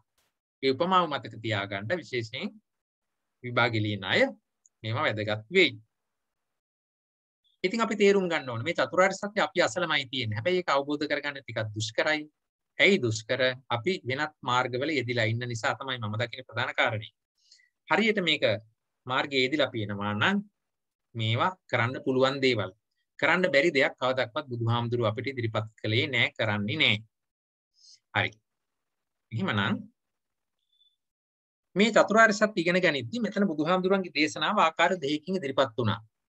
ආර්ය සත්‍ය දේශනාව ආකාර දෙකකින් ඉදිරිපත් වෙලා තියෙනවා. මොනවද ඒ ආකාර දෙක? එකක් තමයි සාමාන්‍ය දේශනාව. එතකොට ඒ කිව්වේ මොකද්ද? ඒ ස්ථානවලදී කෙටියෙන් ඒ පුද්ගලයා අරබයා දේශනා කරපු ඒවට අපි කියව සාමාන්‍ය දේශනා කියලා. ඊළඟ එක තමයි සාමුක්කාංශික දේශනාව. සාමුක්කාංශික දේශනාවක් කියලා කිව්වොත් ඒක චතුරාර්ය සත්‍ය අවබෝධ කරගෙන ඒ වෙලාවෙම නිවන් දකින්න තරම් උපනිශ්‍රේ සම්පත් තියෙන, පාරමිතා පිරීලා තියෙන, ඉන්ද්‍රිය ධර්ම දියුණු පුද්ගලයෙක් දැක්කනම්, හම්බ වුණා නම්, අන්න එවැනි පුද්ගලයෙක් අරබයා බොහොම මුල ඉඳලා බුදුරජාණන් වහන්සේ දේශනා කරනවා. ධර්මතා ඉස්මතු කරමින් බොහොම ලස්සනට දේශනා කරනවා. මොනවද ධර්මතා ඉස්මතු කරමින් කරන දේශනාව? ඉස්සර වෙලාම සිත පිරිසිදු වන ආකාරයට දාන කතා, සීල කතා, සග්ග කතා, ඒ කියන්නේ දාන කතාව දීලා ලෝභ මූලයෙන් ගලවා ගන්නවා. තෘෂ්ණාවෙන් පොඩ්ඩක් මුදා ගන්න උත්සාහ කරනවා. දාන කතාවෙන්. සීල කතාවෙන් ඉන්ද්‍රිය සංවරය කරගන්න හැටි කියලා දෙනවා. ඉන්ද්‍රිය සංවර සීලය.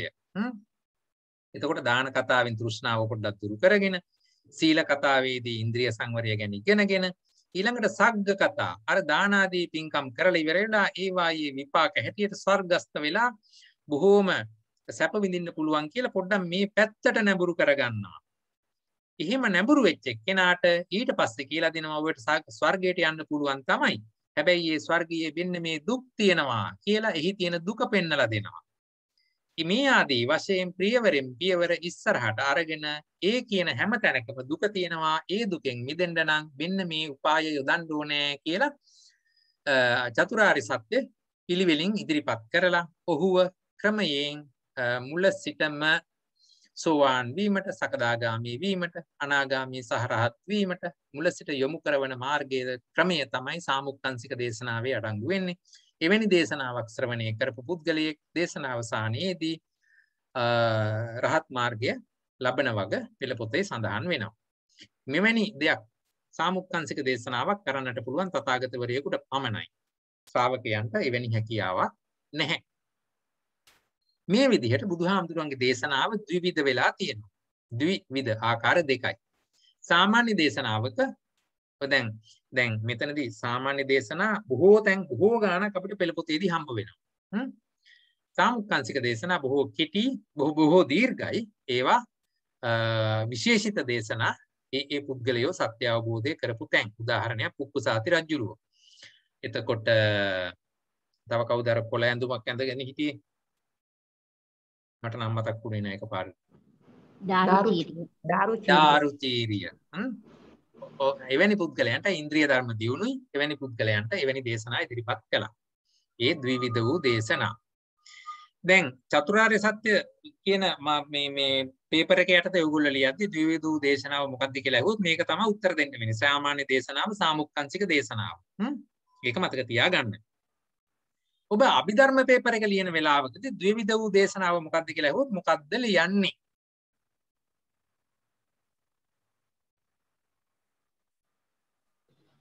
සම්මුති හා පරමාර්ථ. සම්මුති දේශනාව හා පරමාර්ථ දේශනාව. හරි? හරි. එහෙමනම් අභිධර්ම දේශනාව, අභිධර්ම පේපර් එක තුල අහුවොත් සම්මුති දේශනා, පරමාර්ථ දේශනා කියලා ඒක ඉදිරිපත් කරන්න. මෙතනදී අහුවොත් සාමාන්‍ය දේශනා සහ සාමුක්කාංශික දේශනා කියලා ඉදිරිපත් කරන්න. හරි. ඊළඟට තව එක කාරණයක් තියෙනවා. තාම මම වටපිටාවේ ඇවිදින්නේ. හරි? චතුරාර්ය සත්‍ය අවබෝධය සඳහා විද්‍යාචරණ කියන ගුණ දෙක අවශ්‍ය වෙනවා. විද්‍යාචරණ සම්පන්නෝ කියලා ඉතිපිසෝ ගාථාව තුල අපි ඉගෙන ගන්න මේවා.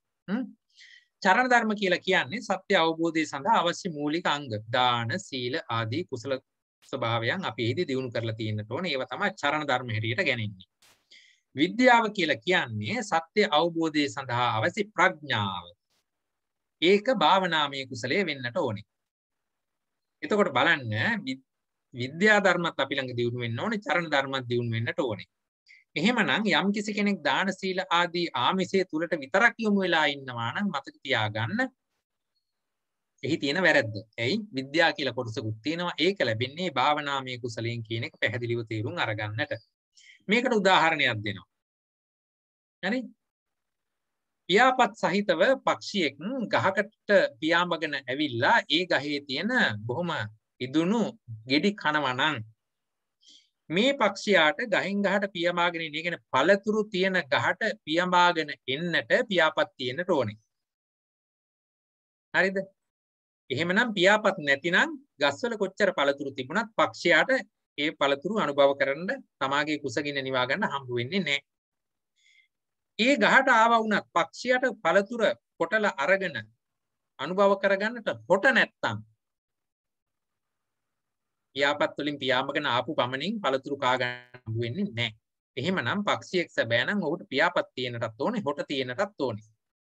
මේක අපි උපමාව හැටියට අරගෙන බලන්න කොසල් රජුරු බුදු කෙනෙක් දකින්නට වාසනාව තිබුණා. ඒ කියන්නේ පියාපත් තිබුණා. බුදු රජාණන් වහන්සේ ගාවට එන්නම ඇවිල්ලා බොහෝ සාකච්ඡා වාර ගානක් පවත්වන්නට වාසනාව තිබුණා, පින තිබුණා. නමුත් ධර්මය අවබෝධ කළේ නැහැ. අඩු ගානේ සෝවාන් වෙන්නවත් බැරි වුණා. මල්ලිකා දේවියත් ඒ වාගේ, සුනක්කත් බික්කුවත් ඒ වාගේ බුදුරජාණන් වහන්සේ අසුරු කරන්නට අවස්ථාව ලැබුණා. බොහෝම පළබර ගහකට එන්න පියාපත් තිබිච්ච පක්ෂියුන් වගේ. හැබැයි උන්ට හොට තිබුණේ නැහැ. ඒ ධර්මය අරගන්න. ඒ කියන්නේ ප්‍රඥාව තිබුණේ නැහැ. බුදුරජාණන් වහන්සේ දේශනා කරපු ධර්මය අගේ වටහා ගන්නට, ඒ තුල තේරුම් ගන්නට. ඒක හරියට අර හොට නැති පක්ෂීන් වගේ. ඒකට උදාහරණ දෙන්න පුළුවන්. ඒරකපත්ත නාගරාජයා, කපිල මත්ස්‍යයා. ඔය කියන සත්වයෝ කාශ්‍යප බුදුහාමුදුරුවන්ගේ කාලේ බොහෝම ධර්මයේ පරතරයට ගිය සත්වයෝ. හැබැයි ඔවුන් සීලමය කුසලයේ රැකගෙන තිබුණේ නැහැ. දාන සීලාදී කුසල කරලා තිබුණේ නැති නිසා ඔවුන්ට පැහැදිලි යහපත් භාවයක් හම්බුනේ නැහැ. ඒ නිසා ඔවුන් භාවනාමය කුසලයේ විතරයි දියුණු කළේ. ඒ නිසා ඔවුන්ට ප්‍රඥාව තිබුණා. හැබැයි මේ ප්‍රඥාව තිබුණාට ඔවුන් තිරසන් ආත්මවල මේ උපත ලබා තිබිච්ච නිසා ඔවුන්ට ඒකෙන් ප්‍රයෝජනය ගන්න බැරි වුණා. ඒරකපත්ත නාගරාජය, කපිල මත්ස්‍ය ආදී. ඒ නිසා තමයි දසපාරමිතාව අපිට ඉදිරිපත් වෙලා තියෙන්නේ. හොට වැඩෙන ක්‍රමේ නම් ප්‍රඥාව දියුණු වෙන නාම රූප ස්කන්ධ ආයතන ධාතු ඉන්ද්‍රිය ආදී ධර්ම ප්‍රගුණ කළ යුතුමයි. හැමදාම අර සාම්ප්‍රදායික බණ අහහ ඉඳලා වැඩක් නැහැ. අපිට හොට කියන එකත් ඇති කරගත යුතුයි. භාවනා කුසලය දියුණු කරගත යුතුයි. භාවනා කුසලය දියුණු වෙන්න නම් ඒ විදර්ශනා භූමිය ලෙස සලකලා තියෙන නාම රූප ධර්මයන්ගේ ස්වභාවයන්, ස්කන්ධ කියන්නේ මොනවද, ආයතන ස්වභාවය මොනවද, ධාතු කියලා ගණන් ගන්නේ ඇයි, එහි ස්වභාවය මොනවද, ඉන්ද්‍රිය ධර්ම මොනවද, ආර්ය සත්‍ය මොනවද, මේ ආදී වශයෙන් එකින් එක දීර්ඝව ගැඹුරින් අපි අවබෝධ කරගත යුතුයි, තේරුම් ගත යුතුයි. ඒ අනුව අභිධර්මයේ කියන එකේ වැදගත්කමත් මෙහිදී ඉස්මතු වෙනවා. ඊළඟට දැන් ඕගොල්ලන්ට උණු ගෙදර වැඩ එහෙම තියෙනවා. කොලයක් අරගෙන ලියා ගන්න දසපාරමිතා ටික යොදාගෙන ඕක දාන සීල දාන පාරමිතා, සීල මේ පාරමිතා තුල මොනවද? දාන සීල භාවනා කියන තුනට ඔවා ගොනු වෙන්නේ කොහොමද? ආදී වශයෙන් ඒව පොඩ්ඩක් කැටි කරලා අරගෙන බලන්නට. ඊළඟට ඔයගොල්ලන් හොයාගන්න මොනවද චරණ ධර්ම? මොනවද විද්‍යාව කියලා තියෙන්නේ? චරණ ධර්ම කීයක් තියෙනවද කියන්න බලන්න මතකයිට? 15ක් තියෙනවා. එකක් කියන්න බලන්න ඒක මොනවද කියලා. ප්‍රාතිමෝක්ෂ සංවර සීලය. බොහොම හොඳයි. මේ විදිහට 15ක් තියෙනවා. මම ඕන්නම් තියෙන තැන කියන්නම්. මේක තියෙන්නේ ආනන්ද හාමුදුරුවෝ දේශනා කළා නිග්‍රෝධාරාමයේ විවෘත කරන වෙලාවේදී එහි ශාක්‍යයන්ට මට ඒ සූත්‍රයේ නම මතක නැතුව ගියානේ. අන්න ඒ තැන මේ චරණ ධර්ම ගැන විස්තර වෙලා තියෙනවා. එතකොට ඒ විදිහට ඒවා හොයාගන්න. විද්‍යාව කියන්නේ මොනවද? ඒ ගුණට වැටෙන්නේ මොනවද? අෂ්ට විද්‍යාව. අෂ්ට විද්‍යාව කියලා තියෙනවා. තව තැන්වල ත්‍රිවිද්‍යාව කියලා තියෙනවා. ත්‍රිවිද්‍යාව කිව්වොත් පුබ්බේ නිවාසානුස්සතිය, දිබ්බ චක්කුස ආසවක්්‍ය. ඕක අම්බට සූත්‍රයේද කොහෙද තිබුණානේ? අන්න අම්බට සූත්‍රයේ තිබුණා ඕක. තවත් සූත්‍ර බොහෝ ගානක තියෙනවා. එහෙම නැත්නම් අපේ රේණුකාණී ස්වාමීන් වහන්සේගේ සූවිසි මහගුණ පොතේ මෙන්න මේවා ලස්සනට විස්තර වෙලා තියෙනවා. ඒවා කියවන්නට ඕනේ. එහෙමනම් විද්‍යාවයි චරණයි මේ කියන දෙකම සම්පාදනය වෙන්නට ඕනේ. මේ නිසා මේකත් මේ ගාතාවත් බොහෝම විභාගෙට එන ගාතාවක්. චරණං පාදපක්ඛංච විජ්ජං තුණ්ඩ සමං සමං සම්පූරෙත්වාන පක්ඛෙය්‍යුං භුඤ්ජිතුං අමතං රසං. චරණං පාදපක්ඛංච පා සහ පියාපත් වැනි චරණ පාක්ෂික පාරමිතාවන්ද චරණං පාද පක්ඛංච චරණ ධර්ම ලෙස ගන්න පුළුවන් පාද සහ පියාපත් මේවා තියෙන්නට ඕනේ පක්ෂියාට පියම් බාගෙන එන්න නම් ගහට එන්න නම් පළතුරු ගහට එන්න නම් විජ්ජං තුණ්ඩ සමං සමං තුඩ හා සමාන වූ විද්‍යා කියන කොටසද මොකද ගහට ආපු පමණින් තුඩ නැත්තම් කන්න බෑ වගේ බුදුහාමුදුරුවෝ දැක්කත් විද්‍යාව දියුණු වෙලා නැත්තම් තමන්ගේ ඉන්ද්‍රිය ධර්ම දියුණු වෙලා නැත්තම් ධර්මයේ තේරුම් යන්නේ නැති නිසා විද්‍යාව දියුණු කරගත යුතුයි.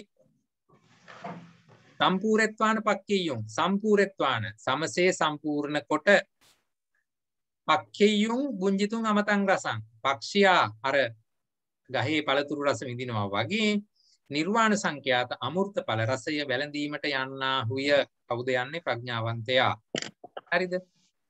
මේ විදිහට මේ කියන ගාථාව විදුල පොතේ මේක විස්තර වෙලා තියෙනවා. මේ ගාථාව විස්තර වෙනවා චතුරාර්ය සත්‍ය පොතේ. ඒ ගාථාව කට්ටපාඩම් කරගන්න විභාගෙට බොහෝ වාරවල ඇවිල්ලා තියෙනවා මා දැකලා තියෙනවා. ඒක විස්තර කරන්නේ කොහොමද කියලා තේරුම් අරගන්න.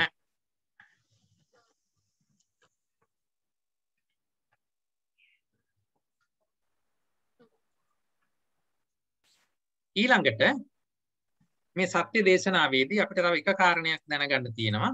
පර්යාය සත්‍ය සහ නිෂ්පර්යාය කියන වචන දෙකේ භාවිතය. පර්යාය කියලා කිව්වොත් එක් ආකාරයකින්.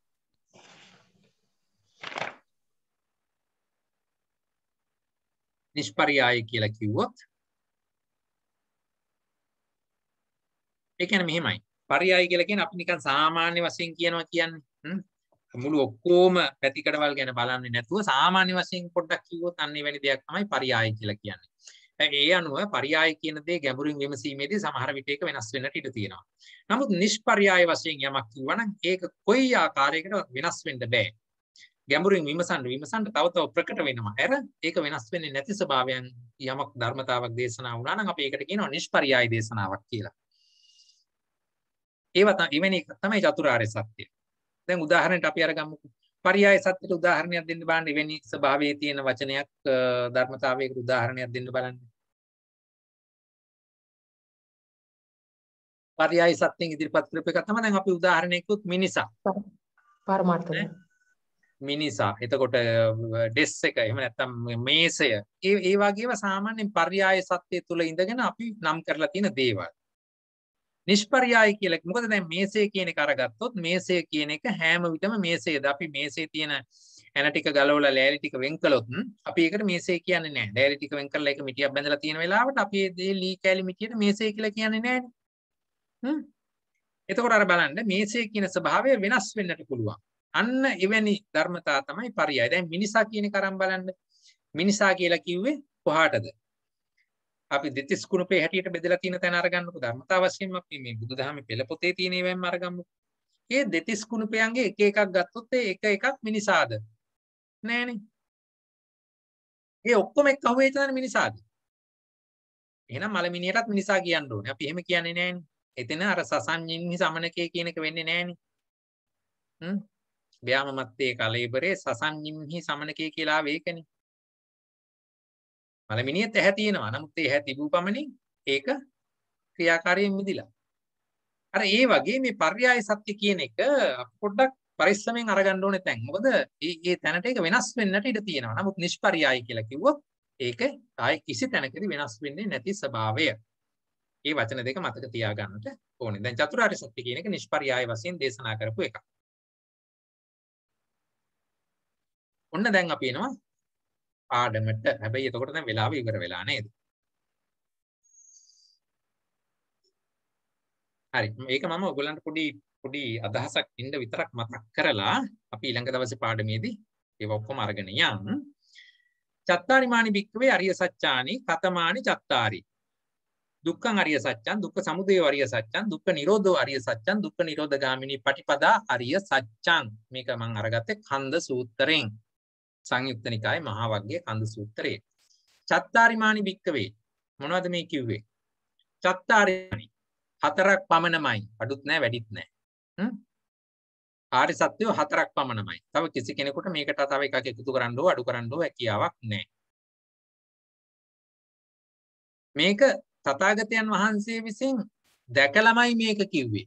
තථාගතෝ අபிසම්බුච්චති අபிසමේති. මේක දැනගෙනමයි මේ කතා කරලා තියෙන්නේ. ඒ අනුව මේක ආයේ වෙනස් වෙන්නේ නැති ධර්මතා. ඒක කොහොමද අපි ඉතින් විභාගයට ඔක අහන ප්‍රශ්නයක් නේ. අපි කොහොමද ඔකට උත්තර දෙන්නේ? ඇයි මේකට ආර්ය සත්‍ය කියන්නේ? මෙන්න එක කාරණයක්. ආර්ය කියලා කියන්නේ තථාගතයන් වහන්සේට නමක්. ආර්යයන් වහන්සේට නමක්. උන්වහන්සේට අයත් සත්‍යෝ කියන අර්ථයෙන් මේවා ආර්ය සත්‍යයි කියලා කිව්වා. මේක විස්තර වෙනවා ලෝක සූත්‍රය තුල. ලෝක සූත්‍රය හම්බ වෙන්නේ සංයුත්ත නිකායේ මහා වග්ගයේ කෝටිගාමක වග්ගයේ තියෙන ලෝක සූත්‍රය. එහි තුල කියවෙනවා චත්තාරිමානි භික්ඛවේ අරිය සත්‍යානි කතමානි චත්තාරි දුක්ඛං අරිය සත්‍යං. ඒ විදිහට දුක්ඛ නිරෝධගාමිනී පටිපදාරිය සත්‍යං ඒ හතර විස්තර කරලා ඊළඟට කියනවා සදේවකේ භික්ඛවේ ලෝකේ සමාරකේ සබ්‍රහ්මණකේ.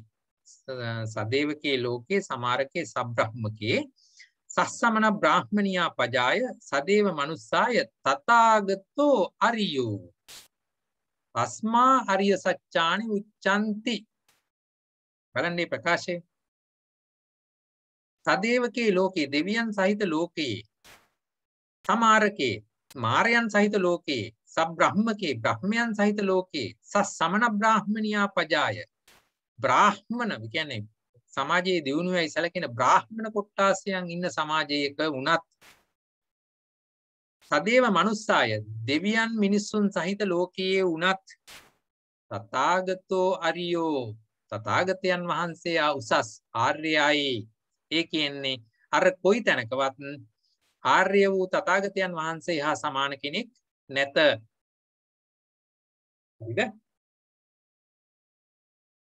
යංකින්ච විත්තං ඉදවාහුරං වා සග්ගේ සුවායං රතනං පනීතං නනෝ සමං අත්ථි තථාගතේන. මතකද රතන සූත්‍රය? යංකින්ච විත්තං ඉදවාහුරං වා එලවත් නැත පරලොවත් නැත. සග්ගේ සුවායං ස්වර්ගයේත් නැත. රතනං පනීතං මොන රත්නය වගේද? නනෝ සමං අත්ථි තථාගතේන තථාගත රත්නයට වඩා වෙනස් රත්නයක් නැත. අන්න ඒකයි කිව්වේ. එහෙනම් තථාගතෝ අරියෝ තස්මා ආර්ය සත්‍යානි උච්චන්ති. අන්න ඒ නිසා උන්වහන්සේට අයත් සත්‍යෝ නිසා ආර්ය සත්‍යයි. හරිද? විභාගෙට මේවා එනවා ලියාගන්න.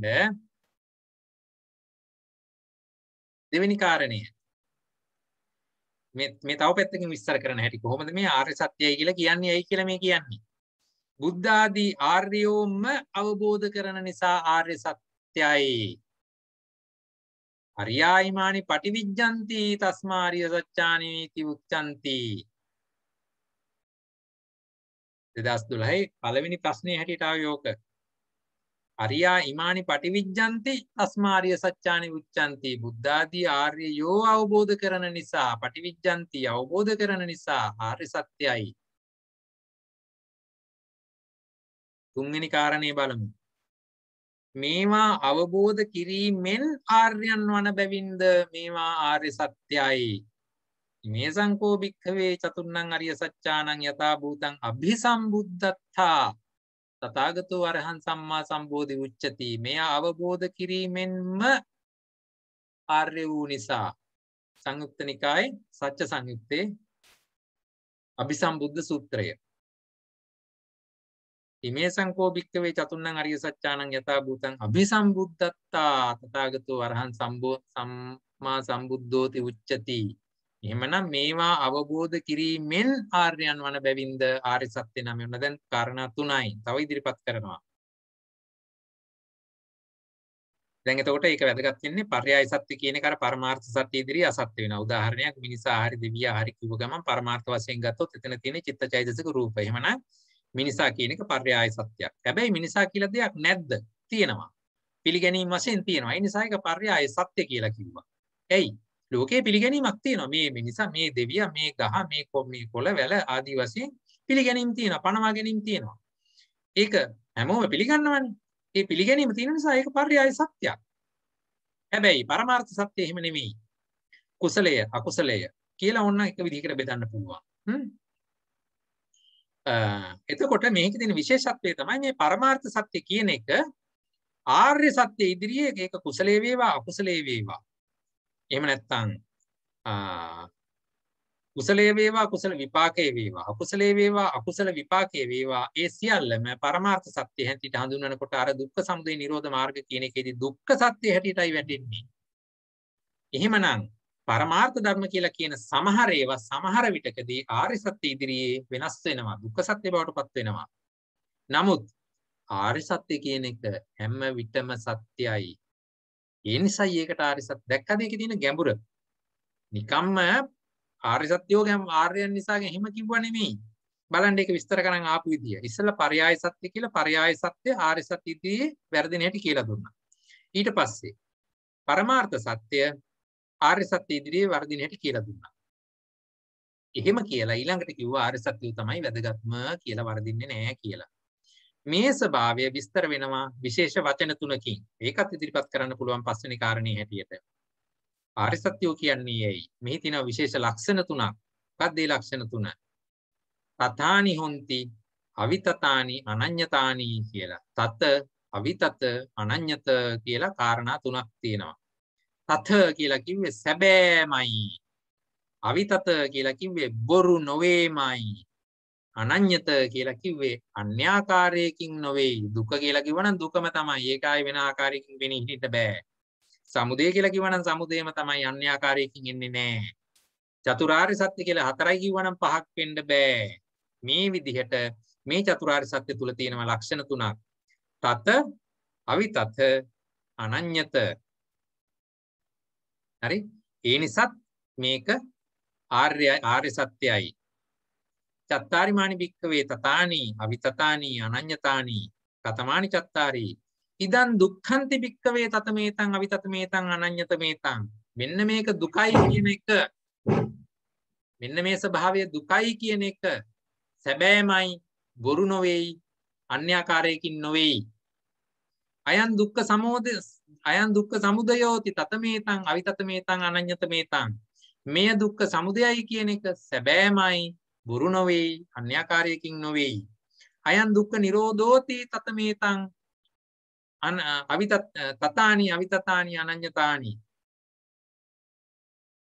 ඒ විදිහටම අයං දුක්ඛ නිරෝධ ගාමිනී පටිපදාති තතමේතං අවිතතමේතං අනඤ්‍යතමේතං. මේක එන්නේ තත සූත්‍රයේ සංයුත්ත නිකායේ. එහෙමනම් පස්වෙනි කාරණේ හැටියට ඒක ඉදිරිපත් කරන්න. ඒ නිසාත් මේවට ආර්ය සත්‍යයි කියලා කියනවා. ඊළඟට 6 වෙනි කාරණාව. වෙනත් කිසිම කෙනෙකු විසින් කිසිම ක්‍රමයකින් අසත්‍ය කළ හැකි නොවන හේනුත් ආර්ය සත්‍යයි. මේවා පෙළපොත්වල ඒ තැන දේශනා වෙච්ච කාරණා වලින් තමයි මේවා අරගෙන තියෙන්නේ. ඒ නිසා කෙනෙකුට හිතෙන්න පුළුවන් ඉතින් ඕකම නේද අර ඉස්සල්ලා කිව්වේ කියලා නෑ. ඊට වඩා වෙනස් අර්ථයකින් ඉදිරිපත් වෙච්ච තැන් ඒ සූත්‍ර ගැඹුරින් අධ්‍යයනය කරද්දී නම් ඒ වගේ තියෙන එකිනෙකට වෙනස් වෙන තැන තේරුම් ගන්න පුළුවන්. නමුත් දැනට මේ පළවෙනි වසරේදී මේ මූලික කාරණා ස්වරූපයෙන් හෝ මේවා මතක තියාගන්න. මොකද 2004 දෙවෙනි ප්‍රශ්නය ආවේ මෙන්න මේ තථාවිතත ස්වභාවය මුල් කරගෙන. 2014 දෙවෙනි ප්‍රශ්නේ. හරි. දැන් අපි එමු දුක්ඛ සත්‍යයට. මම මේ ස්ලයිඩ් එකෙන් පාඩම නවත්තන්නම් වෙලා ගිය නිසා ඔන්න දැනුයි මම පළවෙනි ආර්ය සත්‍යයට එන්නේ දුක්ඛ සත්‍ය. මම මේක ලබන සතියේ නැවත මෙතන ඉඳලා පටන් ගන්නම්. මෙතෙක් කියලා අපි කතා කළේ මේ පාඩමට එන්න කලින් වපසරිය.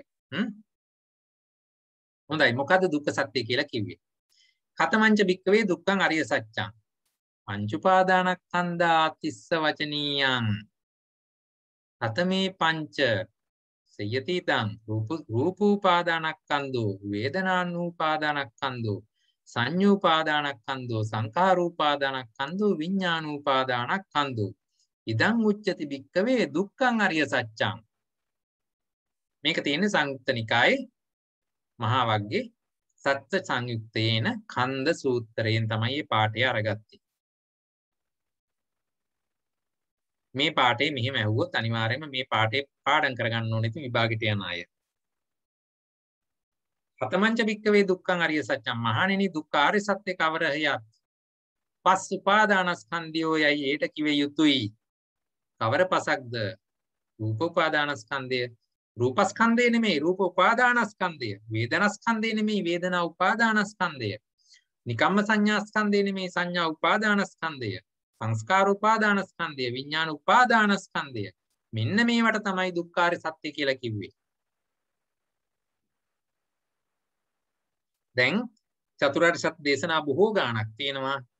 ඒ අතරින් එක දේශනාවක් තමයි මේ. ඒ නිසායි පංච උපාදානස්කන්ධා තස්ස වචනීයං තිස්ස වචනීයං කියලා කිව්වේ. නැත්නම් වෙන වෙන තැන්වල වෙන වෙන ආකාරයෙන් වෙන වෙනත්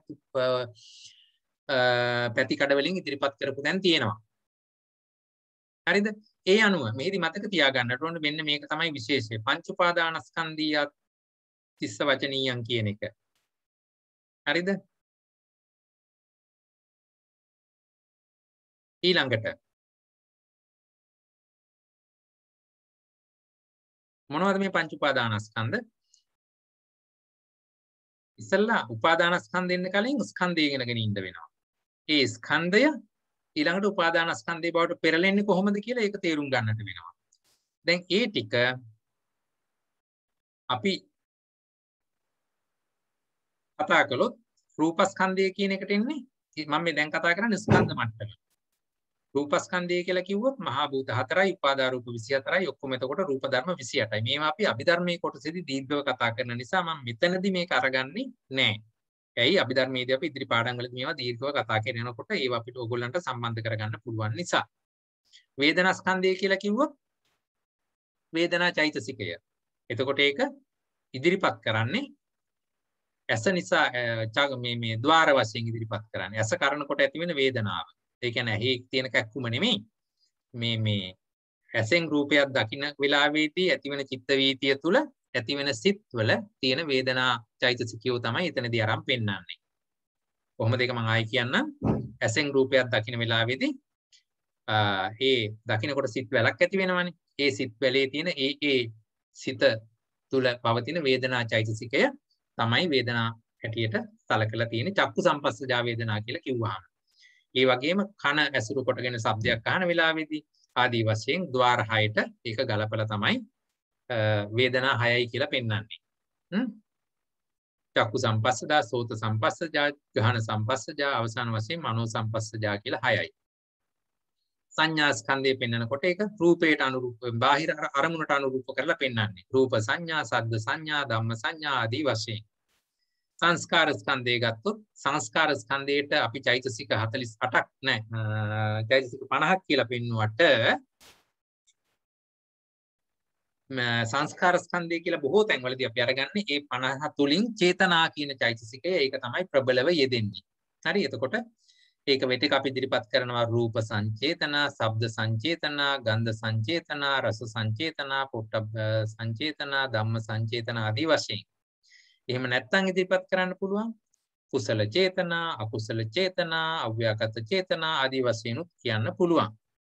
අපි ඒවා ලබන සතියේ දිගට කතා කරමු. විඥානස්කන්ධය කතා කළොත් එතනදී උප්පත්ති ద్వාර හැටියට නුයි කතා කරන්නේ. එතකොට සිත් උපදින තැන් මොනවද තියෙන්නේ? ඇහි උපදිනවා. නාසය ඒ වගේ මෙතන පස් පොලක උපදිනවනේ. ඇස කන නාසය දිව සම කියන පහේ උපදිනවා. ඊට අමතරව හදේ වස්තුව මුල් කරගෙන මනෝ විඥාන උපදිනවා. එහෙම තැන් ඒ ద్వාර මුල් කරගෙන කතා කරනවා. ඒකට දෙන උපමාව තමයි අර පේන පින්ඩූපමං රූපං ආදී වශයෙන් එන්නේ. මේ කියන කාරණා ගැන අප ඔයගොල්ලෝ පොඩ්ඩක් කියවලා එන්න. අපි මේ චතුරාර්ය සත්‍ය පාඩම ඊළඟට ලබන සතියේ කරන්න ඕනේද? ඕගොල්ලන්ට ඔප්ෂන් එක දෙන්න පුළුවන්. ඕනනම් ලබන සතියේ කරලා චතුරාර්ය සත්‍ය මට ඉවර කරන්නත් පුළුවන්. ලබන සතියම කරන්න සර්. මොකද්ද? ලබන සතියම කරමු සර්. ඔව් ලබන ලබන සතිය කරන්න ඕනේද? හොඳයි ඔව්. මම දාගෙන තිබුණා නම් ජූලි මාස දවසකට හරි කමන්නේ මට පුළුවන්. එහෙම වුණොත් ඔයගොල්ලන්ට ඒක වැඩිපුර පාඩම් කරගන්න හෝ ගැටලු කරගෙන මේක කරගන්නත් පුළුවන්. මොකද ගිය වසරේදී මම මේක පොඩි අත්දැකීමක් ලැබුවා. මම අන්තිමට චතුරාර්ය සත්‍ය කළේ එහෙම වුණාම මට තේරුණා ඒක ළමින් ලොකු අසාධාරණයක් වුණා කියලා. ඒ නිසායි මම මේක වසර මැද්දේ අරගත්තේ. ඒත් මම හිතුවා ඒක එක දිගට කරනකොට ඔයගොල්ලන්ට බර වැඩි වෙයි කියලා මම පාඩම් දෙකකට දාලා සති 4ක 5ක වෙනසක් ඇතුව කරන්න හිතුවේ. නමුත් ඔයගොල්ලෝ කියනවා නම් ලබන සතියේදී ඉවර කරමු කියලා මට ප්‍රශ්නයක් නැහැ. මං හිතනවා ඒක ලබන සතිය නොකර දැන් මේ පොත නැති අයත් ඇති අත්ස එවල තිබ්බා. දැන් පොත ගන්න විදියක් නැහැ අපිට මේ යන්න බැරි නිසා. මම හිතනවා අනිත් අයගේ අදහස විමසන්න පුළුවන්. අපි මේක පොඩ්ඩක් මොකද මේක ටිකක් බරත් වැඩි සර් කියනවා වගේ. ඒ හින්දා පොඩ්ඩක් පොතත් කියවලාම අවබෝධයක් ගත්තා නම් වඩාත් හොඳයි කියලා සොෆ්ට් කොපි එකට පුළුවන් කියවන්න. පොත තියෙනවා නම් ලේසි සර් කියන වෙලාවට අපිට නෝට් කරගන්න. පැහැදිලිවම ඔව්. අනිවාර්යෙන් මේ පොත කියවන්නම ඕනේ. මේ පොත ළඟ තියෙන්න ඕනේ. print එකක් හරි අරගෙන ළඟ තියාගන්න ඕනේ. මොකද මම ඒ අදහසින් තමයි මම මේක විස්තර කරගෙන ඉන්නේ. මං වෙන සටහනක් දෙන්නෙත් නෑ මේකට. මොකද මීට එහා සටහනක් දෙන්න මටත් තේරෙන්නේ නෑ. හරි? මේක ඉතා ලස්සනට සටහන් දීලා තියෙනවානේ. ඉතින් පොතත් චුට්ටක් කොළ කීයක් තියෙනවද? 160 ගාණක් තියෙනවා සර්. දැන් මේ වෙලාවේ 176ක් තියෙනවා පිටු. අපිට print කරන්න යන්නත් බෑ. පොත ගන්න යන්නත් බෑ. හරි. ඒ නිසා අපි එහෙනම් මේක මං ෂෙඩියුල් කරලා තිබුණා කොහොමද බලන්න කොයි කාලෙද? චතුරාර්ය සත්‍ය ආගෙන නැද නෙමෙයි අග විතර. මොකද මම දවසක් පස්සේනේ දැන් ඉන්නේ. එතකොට ජූනි මාසේ අන්තිම සතිය විතර තමයි මම මේකට දාගෙන තියෙන්නේ. අපි මේ විදිහට කරමු. දැන් කොහොමද ලබන සතියේදී ජූනි මාසේනේ. එතකොට ඔයගොල්ලෝ මොන විදියකින් හරි පොතක් print කරගෙන හෝ මුදලට අරගෙන හෝ ඒක කියවන්නට ඕනේ. වරක් හරි කියවලා තියෙනවා නම් විස්තර කරන් යනකොට ඔයගොල්ලන්ට වඩා පහසු වේවි. විශේෂයෙන් විභාගයවල වලට ඉදිරිපත් වෙන්න කියලාත් මම ආරාධනා කරනවා. ඒ නිසා දැනුමට විතරක් ඉගෙන ගන්න එකේ විභාගෙත් ඉඳ ගන්න කියලාමයි මම කියන්නේ. ඒ නිසා මම මේ පාඩම විශේෂයෙන්ම විභාගෙට ඉලක්ක කරගෙනමයි යන්නේ. ඒ නිසායි ගොඩාක් අපසරිය සහිතව දීර්ඝව ඇදගෙන ආවේ. එහෙමනම් මම මේක ජූනි අවසාන සතියේදී ආයෙ කරන්නම්. ජූනි ලබන මාසෙ. හරි සර්. හරි. එතකොට අපිට පොත ගන්න පුළුවන්. ඔව් පොත අරගෙන හැකිතාක් කියවලා තියෙන්නට ඕනේ. මේක එක හුස්මට කියවගෙන යයි ඔයගොල්ලන්ට රස වැටුනොත් එහෙම. නමුත් ඒක ටිකක් හිමින් කියවන්නට ඕනේ. සටහන් කරගන්නට ඕනේ. questions තියෙන තැන් පොඩ්ඩක් question mark එකක් දාලා තියාගන්න. එතකොට සාකච්ඡා වේගෙන යනකොට ඔයගොල්ලන්ට ප්‍රශ්න කරන්නට පුළුවන්. ඒ විදිහට තමයි මේක ඉගෙන ගත යුත්තේ. එහෙමනම් අපි ලබන සතියේ අභිධර්ම පාඩම කරනවා. ජූනි මාසේ අන්තිම සතියේ නැවත චතුරාර්ය සත්‍ය මම හිතනවා එදාට මට ඉවර කරගන්න පුළුවන් වෙයි කියලා. බොහොම පිංස. හරි. එහෙමනම් අද දවසේ පාඩම අපි මෙතනින් අවසන් කරමු. ඔව්. මේස අපිට සර් ප ဋ ාණ සභාවෙන් කියලා වෙනම පේපර්ස් වගේක් තියෙනවද සර්? දැනට අපි ළඟ තියෙන සුමංගල පිරිවෙන් විහාර මේ පේපර් වගේක් තමයි සර්. මෙහෙමයි විභාග පවත්වන ආයතන බොහෝ තියෙනවා. එයින් සුමංගල සභාව තමයි බොහෝ කාලයක් තිස්සේ නොකඩවා විභාග පවත්වගමින් ඇවිල්ලා හැමෝටම ප්‍රචලිත බවට තියෙන සුමංගල සභාව. මමත් ඉගෙන ගත්තේ එතනින් විභාග කළේ එතනින්. නමුත් ඒ වගේම මෑතකදී ප ဋ ාණ ධම්ම සභාවත් විභාග පවත්වීම ආරම්භ කළා. ඒ අනුව මොකද ප ဋ ාණ ධම්ම සභාවත් බොහෝ අවුරුදු ගානක් තිස්සේ පන්ති කරමින් ආව විතරයි විභාගවලට ඉදිරිපත් වෙන අයට සුමංගල සභාවේ විභාග සඳහා තමයි අපි හැමෝම යොමු කළේ. නමුත් ප ဋ ාණ සභාව යම්කිසි දුරකට ඇවිල්ලා තියෙන නිසා ප ဋ ාණ සභාව තීරණය කළා විභාග පැවැත්වීම හොඳයි කියලා. ඒ සඳහා ඉල්ලීම් බොහෝ ගානක් ආපු නිසා ඒ නිසා ප ဋ ාණ සභාවේ විභාගත් දැනට තියෙනවා. ඒ සඳහා ඉදිරිපත් වෙන්න පුළුවන්. බොහෝ විට ඉලක්ක කරන්නේ දෙසැම්බර් මාසය තුල විභාග පවත්වන්නට. සුමංගල විභාග තියෙන ජනවාරි මාසයේ මැද සතියේ සාමාන්‍යයෙන් පවත්වන්නේ. මෙහිමයි. ඒ කොයි එකට හරි දෙකටම ඉදිරිපත් වෙන්න කියලා මම කියන්නේ. ආදර්ශ ප්‍රශ්න පත්‍ර ටිකක් ගන්න පුළුවන්ද සර්? තියෙනවද? ඒකෙදී ආදර්ශ ප්‍රශ්න පත්‍ර මෙහෙම කරන්න. ඔයගොල්ලෝ ගාව තියෙන ඒවා අපේ WhatsApp group එකට දාන්න. එතකොට හැමෝටම මේක share කරගන්න පුළුවන්. මොකද මෑතක ප්‍රශ්න පත්‍ර මගේ ළඟත් නැහැ. ඒ නිසා ඒක මටත් එතකොට දැනගන්න පුළුවන්. අපිට ප්‍රශ්න සාකච්ඡා කරන්නත් පුළුවන්.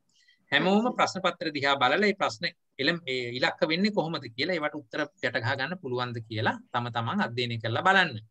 බැරි තැනක් තිබුණොත් අපි ඒවා සාකච්ඡා කරමු. කොහොමදත් ප්‍රශ්න පත්‍ර කීපයක් අපි මේ පාඨමාලාව තුළ සාකච්ඡා කරනවා.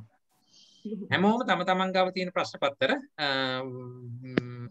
අපේ group එකට දාන්න. එතකොට ඒක හැමෝටම අරගන්න පුළුවන් වෙන විදියට. හොඳයි. එහෙමනම් අපි අද දවසේ සාකච්ඡාව මෙතනින් අවසන් කරනවා. අපි ජූනි මැද නැවත චතුරාර්ය සත්‍යය ලබන සතියේ නැවත පුරුදු පරිදි අභිධර්ම පාඩමත් අපි කරගෙන යනවා. එහෙමනම් අද දවසේ මෙතෙක් වේලා අපි ධර්ම සාකච්ඡාවක් තුළ මේ ලැබපු සියලු කුසල ධර්මයෝ මේ ශාසනය ආරක්ෂා කරන්නා වූ සියලු දෙවියන්ටත් ධර්මයේ රැකගෙන අපිටත් මේ විදිහට ඉගෙන ගන්නට ධර්මය මේ දක්වා ගෙනත් දීපු මහා සංඝරත්නයටත් පාඩම් මේ විදිහට මේ පාඩම් මාලාව රැකගෙන යන්න පුළුවන් වෙච්ච ප ဋ ාණ ධම්ම සභාවේ සියලු ස්වාමින් වහන්සේලාට මේ විදිහට Zoom තාක්ෂණය අපිට ලබා දීලා ඒ සියලු ආකාරයේ උපකාර කරපු සියලු සත්ගුණවත් මහත්ම මහත්මීන්ට පොදුවේ ඔබ අප හැම වෙලෙම මියගිය ඥාතීන්ට ගුරුවර දෙමාපියන්ට සියලු සත්වයන්ට පින් ලබා ගැනීමට බලාපොරොත්තු වෙන සියලු දෙනාට පොදුවේ ඔබ අපේ එකිනෙකාට මේ සියලු කුසලයේ තමා මහ නිවන් සුව පිණිසම හේතු වේවා වාසනාව වේවා උපනිශ්‍රය වේවා කියලා ප්‍රාර්ථනා කරමු. සාදු සාදු සාදු සාදු. හැම දිනාටම තෙරුවන් සරණයි. තෙරුවන් සරණයි. තෙරුවන් සරණයි. තෙරුවන් සරණයි. සරණයි. තෙරුවන් සරණයි. තෙරුවන් සරණයි.